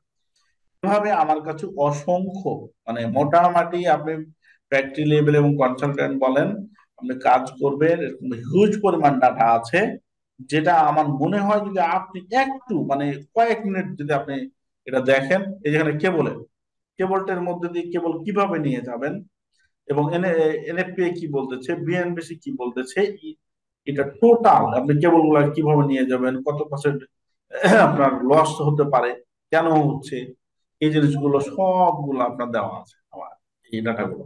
এগুলো আমি আপনাদের জন্য করে রাখছি, যে বাসবার ট্র্যাকিং সিস্টেম কিভাবে ক্যালকুলেশন করবেন, সব কোন মানে গাইডলাইনে কোনটা বলতেছে, এবং কেবল গুলা যে নেওয়ার ক্ষেত্রে আপনি কোন ভাবে কি নিলে আপনার ডি রেটিং কত পার্সেন্ট নিতে হবে, আপনার কেবল নেওয়ার সিস্টেম কি, সব এখানে একদম হুবাহুব দেওয়া আছে। এগুলো আপনি যদি জানতে পারেন যারা কাজ করতেছেন, তারপর ডেস্ক গাইডলাইন, কোন গাইডলাইন কি বলছে, এলপিএস ডিজাইন সব, মানে আপনি এই আমাদের যে আলোচনা চলতেছে এই আলোচনাটাতে এমন ভাবে এই জিনিসগুলো সাজানো আছে ভাই, যে আপনি কল্পনা করতে পারবেন না আপনি যে কতটা সহজ করা আছে। তো যাই হোক, আমি এখানে একটু ছোট্ট গল্প করব, যে আমরা উল্টা পথে চলি, যেহেতু অনেক কথা বলেছি একদম শর্ট করবো এটা। প্রথমে ইঞ্জিনিয়ার যারা আমরা জয়েন করি ইনস্টলেশনের কাজ আগে দেয়, এটা একমত কিনা? ধরেন আপনার কোম্পানি আমি জয়েন করলাম, জুনিয়র ইঞ্জিনিয়ার বা যে পদে ডাকেন না কেন শুরু করলাম, তখন বলবেন যে আমি সোহেল সাহেব 2-1 দিন করার পরে বলবেন যে সাব স্টেশনে কাজ চলছে বা লেআউট চলছে, ওখানে যান। ওখানে কি করবো, আমার কামটা কি, আমি কিছু বুঝি না, জানি না, আমি দেখে দেখে শেখা শুরু করলাম। দেখে দেখে শিখতে বা টেকনিশিয়ানদের কাছ থেকে শিখতে বা ছোট কাজ করতে কোনো সমস্যা নেই। দেখে দেখে শেখাতে সাথে সাথে আপনার রুলস রেগুলেশন আপনার কাছে আসতে হবে, তারপর ডিজাইন আপনাকে জানতে হবে, দেন এগুলো সমন্বয় যদি ঘটাতে পারেন, দিস ইজ আপনি ইঞ্জিনিয়ার, গুড ইঞ্জিনিয়ার, বা যেখানে থেকে আপনি লেখাপড়া করেন না কেন আপনার প্রফেশনালি। যে আমার একজন বুয়েটের বয়স ছিল, বস আছে, উনি 90 মানে 98-2 তে আপনার কি করেছে আর কি। তো উনি সিনিয়র মানুষ অনেক, উনি একটা কথা বলছে, আসলে মানে প্রফেশনাল লাইফ আপনি কোথা থেকে কি লেখাপড়া করেছেন, কতটা প্রভাব ফেলেন, আপনি কি পারেন, এটাই হচ্ছে বড় ফ্যাক্ট। ঠিক আছে, ইউনিভার্সিটি কলেজ অবশ্যই একটা মানে মর্যাদার জায়গা, কিন্তু ওটার উপরে ভর করে যদি আপনি বসে থাকেন যে আমি ডুয়েটে পড়ছি, বুয়েটে পড়ছি, রুয়েটে পড়ছি, চুয়েটে পড়ছি, আমি বেসরকারিতে পড়ছি, কোনো কাম আসবে না, আমি ব্রাকে অনেক টাকা দিয়ে পড়ছি, কোনো কাম আসবে না। ঠিক আছে, যদি আপনি কাজ জানেন এটা বেশি কাজে আসবে আপনার। আপনি লেখাপড়া যেখান থেকে করেছেন বা করতে পেরেছি আমরা, ওটাতে একটা খুব থাকেই। তো যাই হোক, রুলস রেগুলেশন গুলা কি, আপনি ইঞ্জিনিয়ারিং ভাষা হচ্ছে ড্রয়িং, ড্রয়িং ডিজাইন যদি না জানেন তাহলে আপনি ভাষায় জানেন না ইঞ্জিনিয়ার। সেই জন্য আপনাকে রুলস রেগুলেশন জানতে হবে। রুলস রেগুলেশন কি, বিএনবিসি স্ট্যান্ডার্ড জানতে হবে, এনএফপিএ জানতে হবে, ব্রিটিশ স্ট্যান্ডার্ড জানতে হবে, তারপর হচ্ছে আপনার আইসি জানতে হবে, এনএসি জানতে হবে, তারপর IEEE জানতে হবে। এখন আপনার কথা হচ্ছে যে ভাই আপনি অনেকগুলো বলছেন, এগুলো কবে জানবো? হ্যাঁ, কথাটা ঠিকই আছে কিছুটা, এগুলো বিশাল বিশাল একটা বই আপনার কাজের জন্য। ওই যে কোম্পানি জমা আমি করে রাখছি আপনার জন্য, যে আপনার এত না, এই 4-5টা স্ট্যান্ডার্ড, বিএনবিসি এটা বলছে, আপনার এনএফপি এটা বলছে, ব্রিটিশ স্ট্যান্ডার্ড এটা বলছে, আইসি এটা বলছে, এরকম 3-4টা দেখবেন। যখন আপনি এটা নিয়ে কাজ করবেন, মজার বিষয় আছে, আপনাকে এটা দেখাবো, যে একই কথা বলছে। হ্যাঁ, আর আরএসসি নিরাপন এটা কোনো স্ট্যান্ডার্ড গাইডলাইন না, মাথায় রাখবেন। ঠিক আছে, ওনারা হচ্ছে আমাদেরকে স্মুথলি কাজ করার জন্য সকল স্ট্যান্ডার্ড থেকে অ্যানালাইসিস করে একটা স্ট্যান্ডার্ড বানিয়ে রাখছে। চেক লিস্টটা ফলো করলেও আপনি পারবেন। তবে এই আরএসসি নিয়ে অনেকে অনেক মানে দ্বিমত। মনে করেন আরএসসি কি করে আমি আপনাকে বলি, বা স্ট্যান্ডার্ড মনে করেন 1.25 সেফটি বেকারের ক্ষেত্রে থেকে 2.5, আর এরকম। এটা কে বলতেছে? এটা বিএনবিসি স্ট্যান্ডার্ড বলতেছে, এটা এনএফপিএ বলতেছে। ধরেন সাপোজ। তখন আরএসি কি করে, এই সর্বনিম্ন না না সর্বোচ্চ না নিয়ে ওটা এটা মানে আমার মানে যোগ বিয়োগ করে নেয়, বিষয়টা এরকম না। ওনাদের তো অবশ্যই এটা অ্যানালাইসিস হয়, যেহেতু এই পার্টিকুলার বিগ একটা টিম আছে। তো তখন কি করে, মনে করেন এটা বললো যে এটা স্ট্যান্ডার্ড হচ্ছে 2, তারা নির্ধারণ করে দিল 2। হ্যাঁ, এটাই। এখন 2টা বলেন তো, 2টা কি বিএনবিসি বা এনএফপি এর বাইরে নিয়েছে? না, এটা তো 1.25 থেকে 2.5, তো 2 নিয়েছে। এই ধরনের ফ্যাকশন গুলা এটা অ্যানালাইসিস করে একটা ভ্যালু নির্ধারণ করে দেয়, যে ভ্যালুটা নিয়ে করলে আপনার ফ্যাক্টরি বা হচ্ছে আপনার প্ল্যানটা স্মুথলি চলবে, কোনো সমস্যা নেই। কিন্তু কোন জিনিস এরকম আরএসি বা নিরাপনের কোনো পারমিশন নাই যে যেখানে 9 আছে সেখানে 6 বানাইবে, 6 আছে এখানে 9 বানাইবে। ওই আপনার যে কোনো একটা স্ট্যান্ডার্ডের মধ্যেই থাকতে হবে, সেটাকে অ্যানালাইসিস করে আপনার একটা ভ্যালু নির্ধারণ করবে, প্রিয় ভাইরা। তো এটা আমাদের জন্য আবার ভালো করে, যেহেতু ওনারা পরীক্ষামূলক জায়গা থেকে এটা করে আসে যে এটা স্ট্যান্ডার্ড হবে, অ্যানালাইসিস টিম আছে তারা, এটাই হচ্ছে তাদের পার্থক্য, প্রিয় ভাইরা। যাই হোক, এখন দেখেন ওই এখানে একটা ডিবি, মনে করেন একটা সাব স্টেশন রুমের ভিতরে আপনি ঢুকলেন, আপনি একজন ইঞ্জিনিয়ার ভিজিট করতে। কি ভিজিট করবেন এখানে, এইটার মধ্যে কি ভিজিট করবেন? প্রথমে আপনাকে দেখতে হবে যে লুকিং গুড আছে কিনা, ঢোকার পরে আপনার সাফিসিয়েন্ট আলো আছে কিনা, টেম্পারেচার হাই আছে, আপনার শরীরেই বলে দিবে, আপনার এখানে মিটার লাগবে না যে না এখানে সাফিসিয়েন্ট আলো নাই, চোখ বলে দিচ্ছে। মানে লুকিং গুড বা ফিজিক্যালি আপনি বলতে পারবেন। এখানে অনেক আপনার ঢোকা মাত্র আপনার শরীর পুড়ে যাচ্ছে, থাকা যাচ্ছে না, মানে কি টেম্পারেচার আপনার এখানে অ্যাডজাস্ট নাই, হ্যাঁ, অ্যাডজাস্ট ফ্যান গুলো ঠিক মতো চলে না। এখন এটা তারপরে এখানে ভাঙা আছে, এটাই আছে, তারপর সাফিসিয়েন্ট যে চারিদিকে যে জায়গা থাকার কথা সেটাও নাই। তারপরে আপনি দেখলেন চেক লিস্ট গুলো থাকার কথা, ফার্স্ট এড থাকার কথা, ডেঞ্জার সাইন থাকার কথা, এসএলডি থাকার কথা, তারপর হচ্ছে আপনার ডিবি চেক লিস্ট থাকার কথা। এই যে মনে করেন 1 2 3 4 5টা যে 4-5টা যে চেক লিস্ট আপনার থাকতেই হবে, এসএলডি থাকার কথা নাই। এই যে আমি বলছি 1 2 5টার কথা বললাম, ধরেন এই 5টা যদি আমি না জানি, আমি যেখান থেকে পড়ালেখা করে নেই, এই লাইনে আপনি কাজ না করলে কোনো বইয়ে কি আছে যে এই 5টা এখানে বা 4টা আপনার চেক লিস্ট থাকতে হবে, বা এটা অমুক জায়গাতে লাগা যাবে না, তমুক জায়গাতে লাগা যাবে না, এখানে আপনার ডোর আর্থিং নাই, এখানে আপনার বাসবার গুলা সঠিকভাবে ক্যালকুলেশন ক্যাপাসিটি অনুযায়ী নাই, আপনার সেট পয়েন্ট নির্ধারণ নাই, আপনার কেবল যে ড্রেসিং করা ঠিক নাই, কেবল নাম্বারিং করা ঠিক নাই, তারপর হচ্ছে আপনার এখানে রাবার ম্যাট নাই। এই যে কথাটা আমি বললাম, এই কথাগুলো, কালার কোড। জি ভাইয়া, বলতেছি কালার কোড যদি না হয় সেটাও একটা রিজন হতে পারে, কালার কোড। হ্যাঁ কালার কোড নাম্বারিং, অবশ্যই কালার কোড তো বড় ফ্যাক্ট। হ্যাঁ, তো এই ধরনের বিষয়গুলো দেখেন, আমরা তখন কি করি এগুলা, আপনারা আমরা কোথা থেকে শিখছি? এই যে কাজ করতে করতে করতে শিখছি। কিন্তু আমি যারা বলি যে ভাই যারা জানেন না, একটু আসেন না, কষ্ট করেন না, রাত 9টার পর থেকে 9টা 10টা পর্যন্ত 1 ঘন্টা করে সময় দেন। আপনি 12 থেকে 15 দিন, 25টা ক্লাসের মধ্যে তো একটা সিভিল ক্লাস আছে, আপনি 20টা ক্লাস করবেন, আপনি সবকিছু পাবেন এবং ডাটা গুলো আপনাদেরকে আমি দিয়ে দেবো, ঠিক আছে? তো main breaker, capacity, main input cable, neutral cable, earthing cable, main busbar, main link cable, cable selection, এই যে সিলেকশন কেবল, কেবল কোনটা লাগবে, আর্থিং কয়টা লাগবে, কিভাবে দিব কিভাবে দিব না, এগুলা যদি না জানে, আমরা দেখে দেখে শিখি, যে বস করতেছে চিপা চাপাই করে করতেছে, আমি দেখে দেখে শিখতেছি, তাহলে তো ভাই এটা তো 10-12 বছর এইদিকে মানে সময় নষ্ট হয়ে যায়। 7-8 বছর দেখবেন অনেকে ইঞ্জিনিয়ার ভালো ইউনিভার্সিটিতে পড়ছে, ভালো পলিটেকনিকে পড়ছে, 10-12 বছর চাকরি করছে, 8 বছর বেতন 32,000 33,000 28,000 টাকা। এটা কেমনে হয়? এটা ইঞ্জিনিয়ার কি এত সস্তা? তো বাংলাদেশে ইঞ্জিনিয়ার সস্তা হয়েছে এই জন্যই যে আপনি আমি যে কাজগুলো করি দেখে দেখে শিখি। আপনি দেখে দেখে শিখার পর আপনি একটু স্টাডি করেন, আপনি আপনার জায়গা থেকে আপনি একটা ফেস ভ্যালু তৈরি করেন যে আমি এগুলো জানি, দেখবেন মজা পাবেন।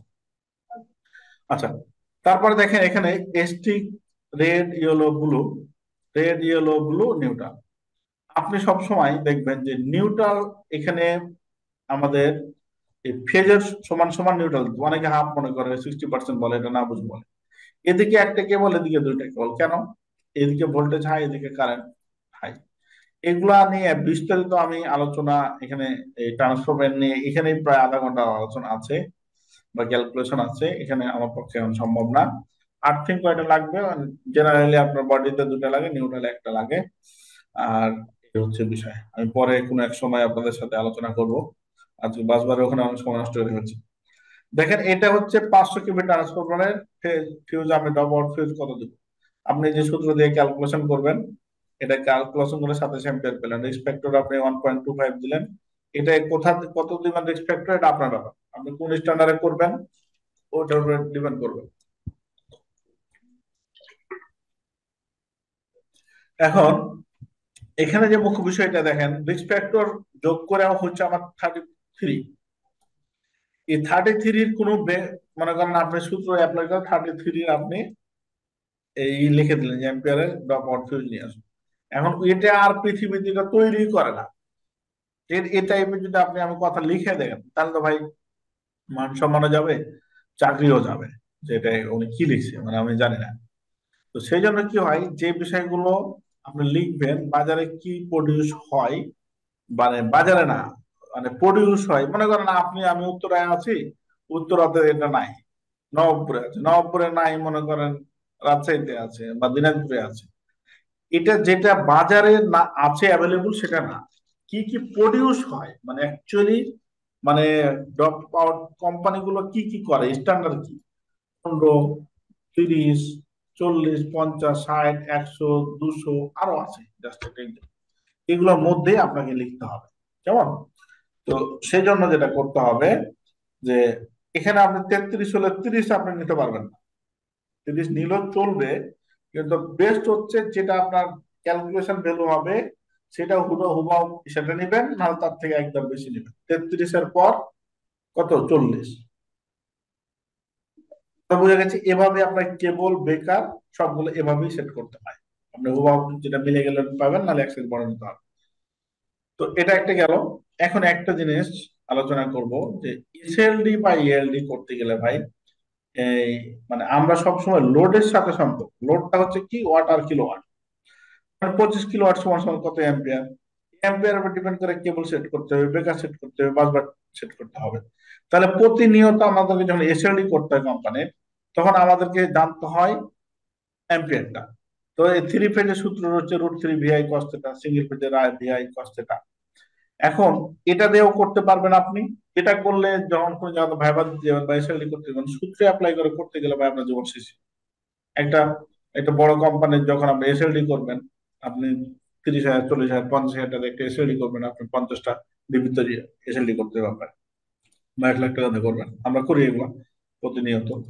তো আপনি করবেন কি, কিলোওয়াটের সাথে 1.8 গুণ দিবেন, তাহলে 3 ফেজের কারেন্ট পাবেন। দেখেন 80-র সাথে 1.8 গুণ দিচ্ছে, 144 অ্যাম্পিয়ার পাওয়া গেছে। তারপর কিলোওয়াটের সাথে 5.68 গুণ দিয়েছে, আমরা 400 এত পেয়েছে। মানে হচ্ছে এই কোডটা। এখন আপনি 1.8 আর 5.68 এটা কোথায় পেয়েছেন? যারা জুনিয়র আছেন, সোহেল ভাইয়ের কাছে পেয়েছে। এই ধরনের কোনো ডাটা ইউজ করা যাবে না। মানে সোহেল ভাইয়ের কাছে পেয়েছে, স্যারের কাছে। এটা কোথা থেকে এসেছে আপনাকে জানতে হবে। 1 পয়েন্ট এসেছে আপনার এই 3 ফেজ এই সূত্র থেকে, আর এই 5.68 এসেছে আপনার এই সিঙ্গেল ফেজ সূত্র থেকে। এটা একটু কষ্ট করে আমি আর এখানে ভাঙিয়ে করাইলাম না, করলে করা যাবে। আপনি কষ্ট করে আমাদের এই যে যারা জানেন না, যারা জানেন অনেকেই জানে এটা, আপনি কষ্ট করে এই ইউটিউব চ্যানেলে যাবেন। এখানে একদম হুবাহুব মানে ওইটাই শুধু করা আছে। আমি প্রথমে যারা জয়েন করেছিলেন, আমি একটু যাওয়ার জন্য বলেছিলাম যে আমাদের ইউটিউব চ্যানেলটা এখানে শুধু একটা মানে অনেকে মনে করে মানে আমাদের অলসতাম থাকে যে ইউটিউব চ্যানেলে আপনি যদি ঢোকেন, এটা আপনারও উপকার হবে, আমারও হবে। আমার কি উপকার হবে, এখান থেকে অনেক টাকা আসবে, বিষয়টা এরকম না। কিন্তু এটা প্রচারণা, বা আমি যে একটা জিনিস ভিডিও এখানে তৈরি করেছি কষ্ট করে, আপনি হয়তো দেখলে আপনার উপকার হবে, আপনি আমার জন্য দোয়া করবেন ফার্স্ট অফ অল। আসলে ইউটিউব পেজ থেকে কি আর টাকা আসবে, আমরা তো টাকার পিছনে ছুটতেছি। হ্যাঁ, শুধু টাকাই বুঝতেছি, মানব সেবাও তো করতে হবে। তো এখানে দেখেন, আমি যেটা বলতেছিলাম কি, যে এটা এই যে শর্টকাট ভাবে এই সূত্রটা, বা আপনাদের চান আপনাদের চ্যাট বক্স আমি এখান থেকে কপি করে দিয়ে দিচ্ছি, তাহলে আপনাদের কষ্ট করা লাগবে না। আহ, এখানে আর ছোট্ট একটা ভিডিও আছে এটাতে। এই ভিডিওটাতে আপনারা একদম সুন্দর করে দেওয়া আছে যে আপনি কিভাবে এই ক্যালকুলেশনটা করবেন। ঠিক আছে, পপুলার ভিডিও এখানেও আছে। যার কি দিয়ে চাই, এই যে কিলোওয়াট, এটা ভিডিওটা অনেকদিন আগের করা, আমার কাছে ছিল তখন, এক সময় আমি এটা দিয়ে দিয়েছিলাম। ঠিক আছে, তো আমি চ্যাট বক্সে দিচ্ছি, বা আপনারা ওই ইউটিউব চ্যানেলেও যেতে পারবেন, ওখান থেকে আপনারা এটা একটু কষ্ট করে দেখে নেবেন। আরো কিছু কয়েকটা একক এখানে আলোচনা করা হয়েছে। ঠিক আছে, আর আমি অনেক বিষয় আলোচনার জন্য আপনার সাথে আসছি আজকে, সেজন্য এই ছোট ছোট বিষয়গুলো স্কিপ করার চেষ্টা করতেছি। তারপর আছে কি, আচ্ছা, আরএসসি বা হচ্ছে অ্যাকর্ড কি কি বিষয়গুলো দেখে। আসলে মেনটেন্যান্স ইঞ্জিনিয়ার আমি সবসময় যারা সাজেশন দিই যে আগে মেনটেন্যান্স ইলেকট্রিক্যাল ইঞ্জিনিয়ার হন, তারপর অন্যদিকে যান। এসএলডি চাই, ইএলডি চাই, তারপর হচ্ছে ইএলডি চাই। ইএলডি অনেকে বলে যে ইএলডি চাই না, তো ইএলডি যদি আপনি না করেন, তাহলে আপনি লেআউট যদি আপনি ঠিকঠাক না করেন, তাহলে আপনি সাবস্টেশন কিভাবে করবেন? মেশিন লেআউটটা যদি আপনার না থাকে, তাহলে আপনি মেশিন কেমনে বসাবেন? ঠিক আছে, মানে এটা তো অবশ্যই আপনাকে জানতে হবে ইঞ্জিনিয়ার হিসেবে। SLD, LPS design, load calculation, earthing pit resistance, cable insulation resistance test, safety training, তারপরে transformer oil test, servo servo যে কয়টা স্টেপ আছে বা টেস্ট গুলো কিভাবে করে, earthing resistance test report, preventive maintenance. এটা জাস্ট আমি 10টা বা 11টা পয়েন্ট আমি মেন পয়েন্ট গুলা তুলে ধরেছি, আরো অনেক পয়েন্ট আছে। এই জিনিসগুলো আমাদেরকে অবশ্যই জানতে হবে।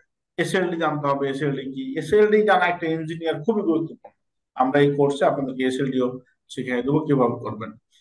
ইএলডি আপনি লাইট ফ্যান কিভাবে বসাবেন এবং কোন স্ট্যান্ডার্ড নিয়ে, ধরেন এই এখানে কয়টা লাইট হবে এবং কি এটা রুম, এটার উপর ডিপেন্ড করে আপনাকে হিসাব নিকাশ করতে হবে। ঠিক আছে, তো এটা আমি এই অনেক সেমিনারে এটা একদম হুবাহু করে আমি দেখাই। আজকে এত আমি সময় পাচ্ছি না, অনেকক্ষণ হয়ে গেছে।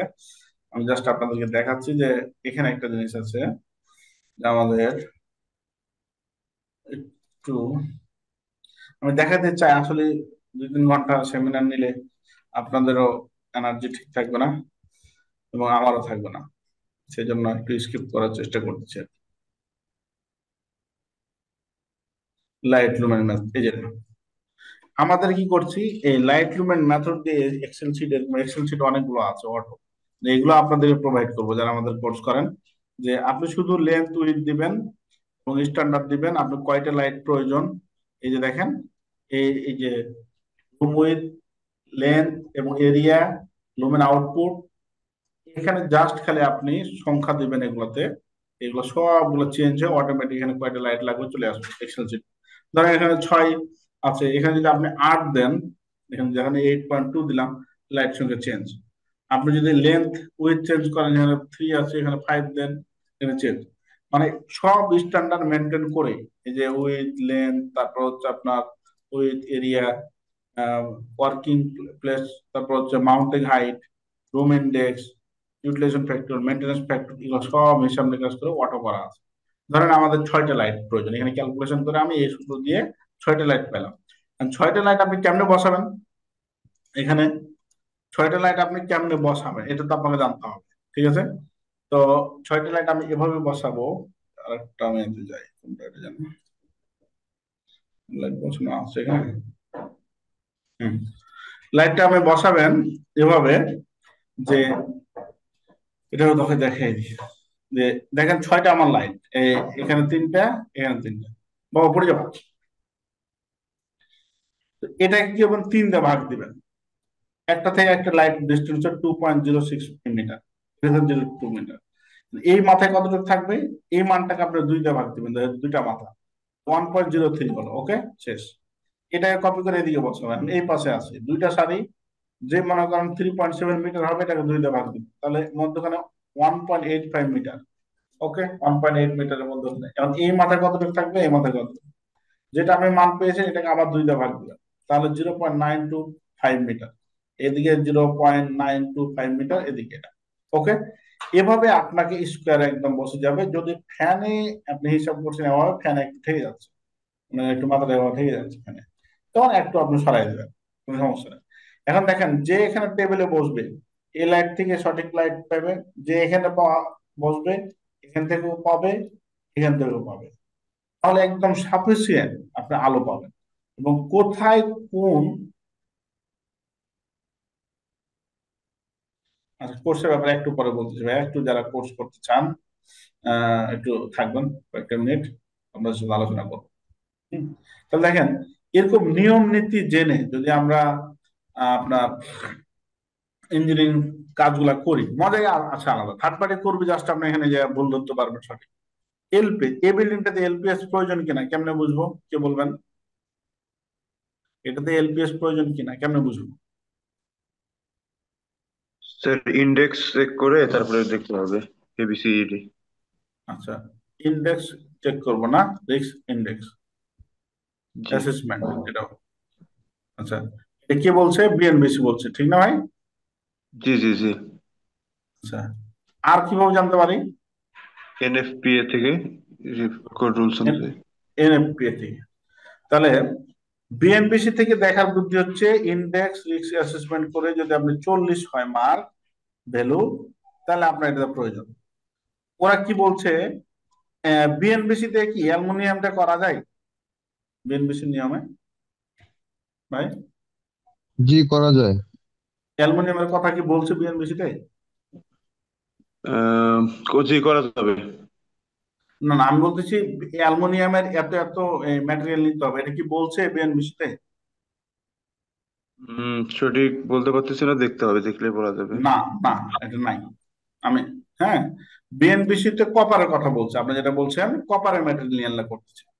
আর এনএফপিএ তে যেটা বলতেছে যে এটার হাইট যদি 75 ফিট হয়, ঠিক আছে, তাহলে হচ্ছে আপনার ক্লাস 1 ম্যাটেরিয়াল লাগবে, ক্লাস 1 ম্যাটেরিয়াল লাগবে। আর 75 ফিটের বেশি যদি হয়, ক্লাস 2 ম্যাটেরিয়াল লাগবে। এখানে দুটা ওনারা ভাগ করে রাখছে যে অ্যালুমিনিয়ামের নিলে তুমি এত এত নিবা, কপারের নিলে এত এত নিবা, ঠিক আছে। এটা হচ্ছে এনএফপিএ তে বলছে।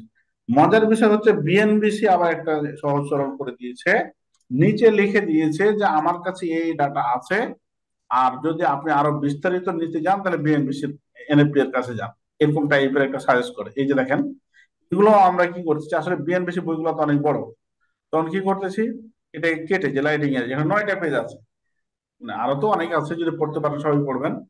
এখানে বলতেছে যে এই যে রিস্ক ইন্ডেক্স ভাই বললো বা আমি বললাম, এটা এটা কোথায় পেলাম, আমাদের মন করা কোনো কথা নাই। এখানে যে রিস্ক অ্যাসেসমেন্ট করে, এই যে দেখেন, এখানে বলছে এই যে যেটা রিস্ক অ্যাসেসমেন্ট করে যদি আপনি 40 হয় রিস্ক ইন্ডেক্স, তাহলে আপনি এলপিএস প্রয়োজন, ঠিক আছে, এটা বলবো। তারপরে কি ম্যাটেরিয়াল নিয়ে বলবে, এ পর্যন্ত কোনো জায়গাতে আমি স্টাডি করেছি কয়েকবার, এটা অ্যালুমিনিয়ামের কথা কোনো জায়গাতে লেখে না, এবং অ্যালুমিনিয়াম যে করতে পারবেন না এটাও লেখে না বিএনবিসি, ঠিক আছে। এই যে দেখেন এখানে বলতেছে কপার, কপার সব কপার বলবে এখানে, ঠিক আছে, কপারে কি ম্যাটেরিয়াল নিয়ে করতে হবে। এখন আবার এখানে একটা পয়েন্ট বলছে যে ফলোইং দা এনএফপি 7870 কথা বলছেন, মানে আমরা তাই না চোখ বুঝে এখন আমাদের কাছে বৈধ হয়ে গেল যে বিএনবিসি না করে এনএফপি কে ফলো করে আপনি করতে পারবেন। আর এনএফপি তে এত সুন্দর হয়ে দেওয়া আছে যে এনএফপি কে ফলো করলে আপনি পানির মতো আপনি এটা পারবেন। আপনাকে এই পিডিএফ গুলো আমরা প্রোভাইড করব, যেমন এনএফপি এর ক্ষেত্রে একটু আসলে দেখাইতে অনেক কিছু চাই, কিন্তু সময় তো কম। হম, এই যে এনএফপি এর এই পিডিএফ গুলো আপনাদের একদম দিয়ে দেবো আমরা। একটু ওই জায়গাটা দেখিয়ে আসি যে কত সুন্দর করে বলছে, শর্ট করে দেখাবো আজকে। এই যে, এই যে ম্যাটেরিয়াল, এই যে 75 ফিট হলে যে কি আর না, এগুলো সব এখানে দেওয়া আছে। যে ম্যাটেরিয়াল দেখেন, আচ্ছা এই কলমটা নেই, এই যে ম্যাটেরিয়াল 1 75 ফিট, এই ম্যাটেরিয়াল 2, হ্যাঁ, আচ্ছা। তারপরে দেখেন এখানে হচ্ছে যে ম্যাটেরিয়াল ক্লাস 1 এর ক্ষেত্রে, কপারের ক্ষেত্রে এটা, অ্যালুমিনিয়ামের ক্ষেত্রে এটা 12.7 নেবেন, অ্যালুমিনিয়ামের ক্ষেত্রে 9.5 নেবেন হচ্ছে ক্লাস 1 এর জন্য গেল। আপনি ম্যাটেরিয়াল 2 এর ক্ষেত্রে কি নেবেন, 12.7 নেবেন কিসে, এই যে কপারে, এটা কত ছিল 9.5, এই যে। তারপরে অ্যালুমিনিয়ামের ক্ষেত্রে কত নেবেন, যখন ম্যাটেরিয়াল ক্লাস 2 হবে 15.9, এটা কত ছিল 12.7। মানে ম্যাটেরিয়ালের গঠন খালি চেঞ্জ হয়ে যাবে, আর এয়ার টার্মিনাল কত নেবেন, কেমনে নেবেন, কোথায় নেবেন, সব এখানে দেওয়া আছে, ঠিক আছে। আপনি এটা আপনি পড়লেও আপনি পেরে যাবেন। জাস্ট জাস্ট আমাদের আলোচনা কি কোনটা কি কিছু ফ্যাকশন জিনিসগুলো আছে, এই জিনিসটা আমরা আলোচনা আপনাদের সাথে করবো। দুইটা ক্লাসের পরে আপনি চোখ বুঝে আপনি এই এসএলডি করতে পারবেন, নাকি এলপিএস করতে পারবেন, টোটালি আপনি পারবেন, কোনো থার্ড পার্টির কোনো প্রয়োজনই নাই, নিজের জন্য পারবেন। থার্মোগ্রাফি আমরা টেস্ট করি, এটা জানেন যে প্রত্যেকটা পয়েন্টে কোথায় কত তাপমাত্রা কি আমরা এই মিটারটা হাত দিয়ে তো এটা দেখা বা খালি চোখে বোঝা যায় না, এটাতে চেক ব্যাক করতে হয়। এটা হচ্ছে থার্মোগ্রাফি। এই thermography 0 category, 1 category, 2 category, 3 category, আমরা ডিভিএম এলটি প্যানেল থেকে শুরু করে ট্রান্সফরমার সব চেক করে কোন ক্যাটাগরিতে কয়টা পড়লো এটা আপনাকে অ্যানালাইসিস করে রিপোর্ট তৈরি করতে হবে। তো ভাই, তারপর হচ্ছে কেবল ইন্স্যুরেন্স রেজিস্টার টেস্ট। আপনি জানেন যে কেবল গুলা ফেজ অনেকগুলো একসাথে নিয়ে হাত ধরে কাজ করে, তাই এই উপরে যে ইন্স্যুরেন্স আছে এটাকে টেস্ট করতে হয়। সর্বনিম্ন 5 মেগা ওহমের নিচে, সর্বনিম্ন 5 মেগা ওহম পর্যন্ত এটা চলে, আর অনেক উপরে রাখতে হয়, এটা আমাকে চেক ব্যাক করতে হয়। এটা এই হচ্ছে আমাদের আজকের মূল আলোচনার বিষয় ছিল। আর এক ভাই বলেছিলেন কোর্সের কথা, আর আপনাদের কোনো প্রশ্ন থাকলে সেটাও নিব। আমাদের কোর্স থাকে এরকম, এই এরকম যে এরকম 25টা আমাদের ক্লাস থাকে, ঠিক আছে? 25টা ক্লাস কি, কেবল থেকে শুরু করে বাসবার ইনস্টলেশন, আরএসসি নিরাপন, আরএসসি বিএনবিসি স্ট্যান্ডার্ড অনুযায়ী বাসবার, এই যে weight calculation, BBT calculation, earthing calculation, BCB IDMT সাবস্টেশনের 2টা ক্লাস, এটা জাস্ট সাবস্টেশনের কিছু পার্ট, এগুলো সবই তো সাবস্টেশনের পার্ট। ইলেকট্রিক্যালের অটোক্যাডের 4টা ক্লাস থাকে, যারা অটোক্যাড কিছুই জানেন না, মানে এটা আপনি ই করতে পারবেন, আপনি শিখতে পারবেন, কাজ চালাতে পারবেন 2D। Electrical earthing calculation, earthing layout calculation, LPS design, SLD, ELD load calculation, IPS, UPS, RAC নিয়ে আপনার ডকুমেন্টস গুলো নিয়ে, মেনটেন্স ডকুমেন্টস নিয়ে, ইলেকট্রিক্যাল ওয়ার্ক টেস্ট নিয়ে, আর্থিং লিকেজ, ইএলআর নিয়ে, আপডেট সিভি রাইটিং। গুড একটা প্রফেশন, আপনি যাই বলেন ভাই। এটা নিয়ে আমি মানে সিভি নিয়ে যে মানে কি টাইপের বিড়ম্বনায় পড়ি, যে একটা সিভি যে ড্রপ করবে এটা ঠিক মতো জানে না। সিভিটা জাস্ট ভাইয়ের সিভি, বড় ভাইয়ের সিভি ছোট ভাই কপি করছে, ছোট ভাইয়ের সিভি বড় ভাই কপি করে চালাচ্ছে। হ্যাঁ, ওয়ার্ড ডকুমেন্টস পিডিএফ দিব, ডেইলি ক্লাস রেকর্ড দিয়ে থাকি, অফলাইন ক্লাস করার সুযোগ থাকে। সাবস্টেশন আমাদের নিজস্ব সাবস্টেশন আছে। অনলাইন সার্টিফিকেট ভেরিফিকেশন, যে সার্টিফিকেট তো অনলাইন সার্টিফিকেট ভেরিফিকেশন করতে পারবেন, সাপোর্ট হোয়াটসঅ্যাপে।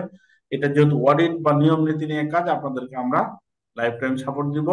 এবং আমাদের এই কোর্স গুলো যেটা হয়, যে ধরেন আপনি এটা করতে আছে, কোর্স করলেন, এর 29তম কোর্স চলবে, তাহলে আরো তো ক্লাস এটা ডেভেলপ হতে থাকে বা প্রয়োজনীয়তা আমাদের লাইফ টাইম আপনাদের সাথে থাকবে। আপনারা যখন মন যে বিষয়ে আপনারা এটা শিখতে পারবেন, কেমন? এবং আমাদের কাছে ডাটাগুলো নিতে পারবেন। আপনাদের ডাটা হারিয়ে যাবে, আমাদের স্টোর আছে আপনাদেরকে হেল্প করার জন্য, কেমন? তারপর আমরা আরেকটা কাজ করতেছি, যেটা যে আমাদের ওয়েবসাইট আছে, ওয়েবসাইটে আমাদের এই রেকর্ড গুলো, ধরেন যখন ক্লাস নিয়ে থাকি, আপনি একটা কথা বললেন, আমি একটা কথা বললাম, তো কথা বেড়ে যায়। এটাকে ইউনিক ভাবে আমরা রেকর্ড করে আপনাদের এখানে রেখে দেবো। এটা কাজ চলতেছে, একটু সময় লাগবে। যে আপনার এই ডাটা স্টোর করে রাখার কোনো প্রয়োজন নাই, আপনাকে কোড নাম্বার দেবো, আপনি কোড নাম্বারে সার্চ করবেন। যেমন এই যে সার্টিফিকেট ভেরিফিকেশনের ক্ষেত্রে আমাদের এই যে সার্টিফিকেট ভেরিফিকেশন, আপনার যে একটা কোড নাম্বার দেবো, এই কোড নাম্বার চাপ দিলে আপনার সার্টিফিকেটটা চলে আসবে যে আপনি কোর্স করেছেন। এই হচ্ছে আমাদের রেকর্ড গুলো, আপনারা লাইফ টাইম এটা হচ্ছে আপনার আপডেট হবে। আপনারা আমাদের কাছ থেকে এই আপডেট গুলো লাইফ টাইম একবার কোর্স করে আপনি পাবেন। কেউ হেরা হচ্ছে আমাদের একটা প্ল্যাটফর্ম, আমাদের অটোমেশন, আমাদের এই স্পেয়ার পার্টস নিয়ে আমরা কাজ করতেছি অনেকদিন থেকে। আপনাদের যে কোনো জায়গায় স্পেয়ার পার্টস সাবস্টেশন প্রয়োজন হলে আমাদের সাথে একটু যোগাযোগ করবেন, আমরা আপনাদেরকে সাপোর্ট দেওয়ার চেষ্টা করব। একে অপরের কমিউনিকেশনের মাধ্যমে আমাদের এগিয়ে যেতে হবে। এটা হচ্ছে আমাদের অ্যাডভান্টেজের অফিস, 6 নম্বর সেক্টর, 8 নম্বর 14 নম্বর হাউস, উত্তরা, ঢাকা। এটা আর এনএডিএল ইঞ্জিনিয়ারিং ডেভেলপমেন্ট লিমিটেড, এটা হচ্ছে আমাদের এনএডিএল বিল্ডিং, আব্দুল সাত্তার সরণিয়, ডুয়েট, গাজীপুর। ডুয়েটের সাথে যে কোনো এক ব্রাঞ্চে অ্যাডমিশন নিলে 2 ব্রাঞ্চের ক্লাস করার সুযোগ লাইফ টাইম। আমাদের যেহেতু এটা একটা প্ল্যাটফর্ম করতেছি আমরা, সো আপনারা আমাদের সাথে আসবেন, ওয়েলকাম, ধন্যবাদ। আর এটা কোর্স ফি হচ্ছে ভাইয়া 7,500 টাকা অনলাইন, আর অফলাইন হচ্ছে 15,000 টাকা, ঠিক আছে? অফলাইন হচ্ছে এটাই সুবিধা যে আপনার অটোক্যাডের ক্লাসগুলো আমরা বাড়াই দিই, যারা ফিজিক্যালি ক্লাস করে 15,000 টাকা, আর হচ্ছে আপনার অনলাইন কোর্স করলে 7,500 টাকা। কিন্তু ফার্স্ট 10 জনকে, যখন চিটাগাং আমাদের ব্রাঞ্চ নাই ব্রাদার, তবে আপনাদের চিটাগাংকে আপনাদেরকে ধন্যবাদ যে আমাদের অ্যাডভান্টেজের সবকটি ইন্টারেস্ট পিপল হচ্ছে চিটাগাং, এবং প্রত্যেকটা কোর্সে অটোমেশন কোর্স বলেন আর এগুলো কোর্স বলেন, আমাদের চট্টগ্রামের 2 থেকে 3 জন ভাই আমাদের থাকে। যেমন অটোমেশন আমাদের একটা course, electrical life changing course, 80,000 টাকার কোর্স, এখন চলছে 37,000 টাকা, একদম স্কাডা পর্যন্ত। ঠিক আছে। তো এখানেও মানে প্রতি ব্যাচে, মানে মজার বিষয় হচ্ছে এটা যে চট্টগ্রামের ভাইয়েরা অনেক এগিয়ে আছেন। এই জিনিসটা আমার খুব ভালো লাগে। চাকরিজীবীরা কিভাবে ক্লাস করতে পারে, এটা এই কোর্সগুলো বেশিরভাগই চাকরিজীবীরাই করে। চাকরিজীবীরা আপনার টাইম মতো, এটা তো অনলাইনে আমরা রাত 9টা থেকে 10টা 11টা পর্যন্ত ক্লাস নিই। আর যদি আপনি ফিজিক্যাল ক্লাস করতে চান, আপনি যেভাবে আসবেন, আমাদের এখানে ব্যাচ টেস্ট না, এগুলো তো কোনো পড়ালেখা না যে আমাদের ক্লাস করায়, এটা পার্টিসিপেন্ট বলি আমি আপনাদেরকে। ঠিক আছে, আমাদের ভাষায়। আপনি আপনার মতো করে নাজমুল ভাই যখন আপনি সময় দিতে পারবেন আমাদের সাথে আলোচনা মাফিক, তখনই আপনাকে আমাদের মেন্টরটা সময় দেবে। বুঝেছেন হয়তো। এমনও আছে যে রাত 8টার পরও কয়েকজন এই অ্যাডভান্টাইজ কাজ শিখতে আসে। শিখবে ভাই, শেখার জায়গা এটা একটা, আপনারা শিখবেন, কোনো সমস্যা নেই।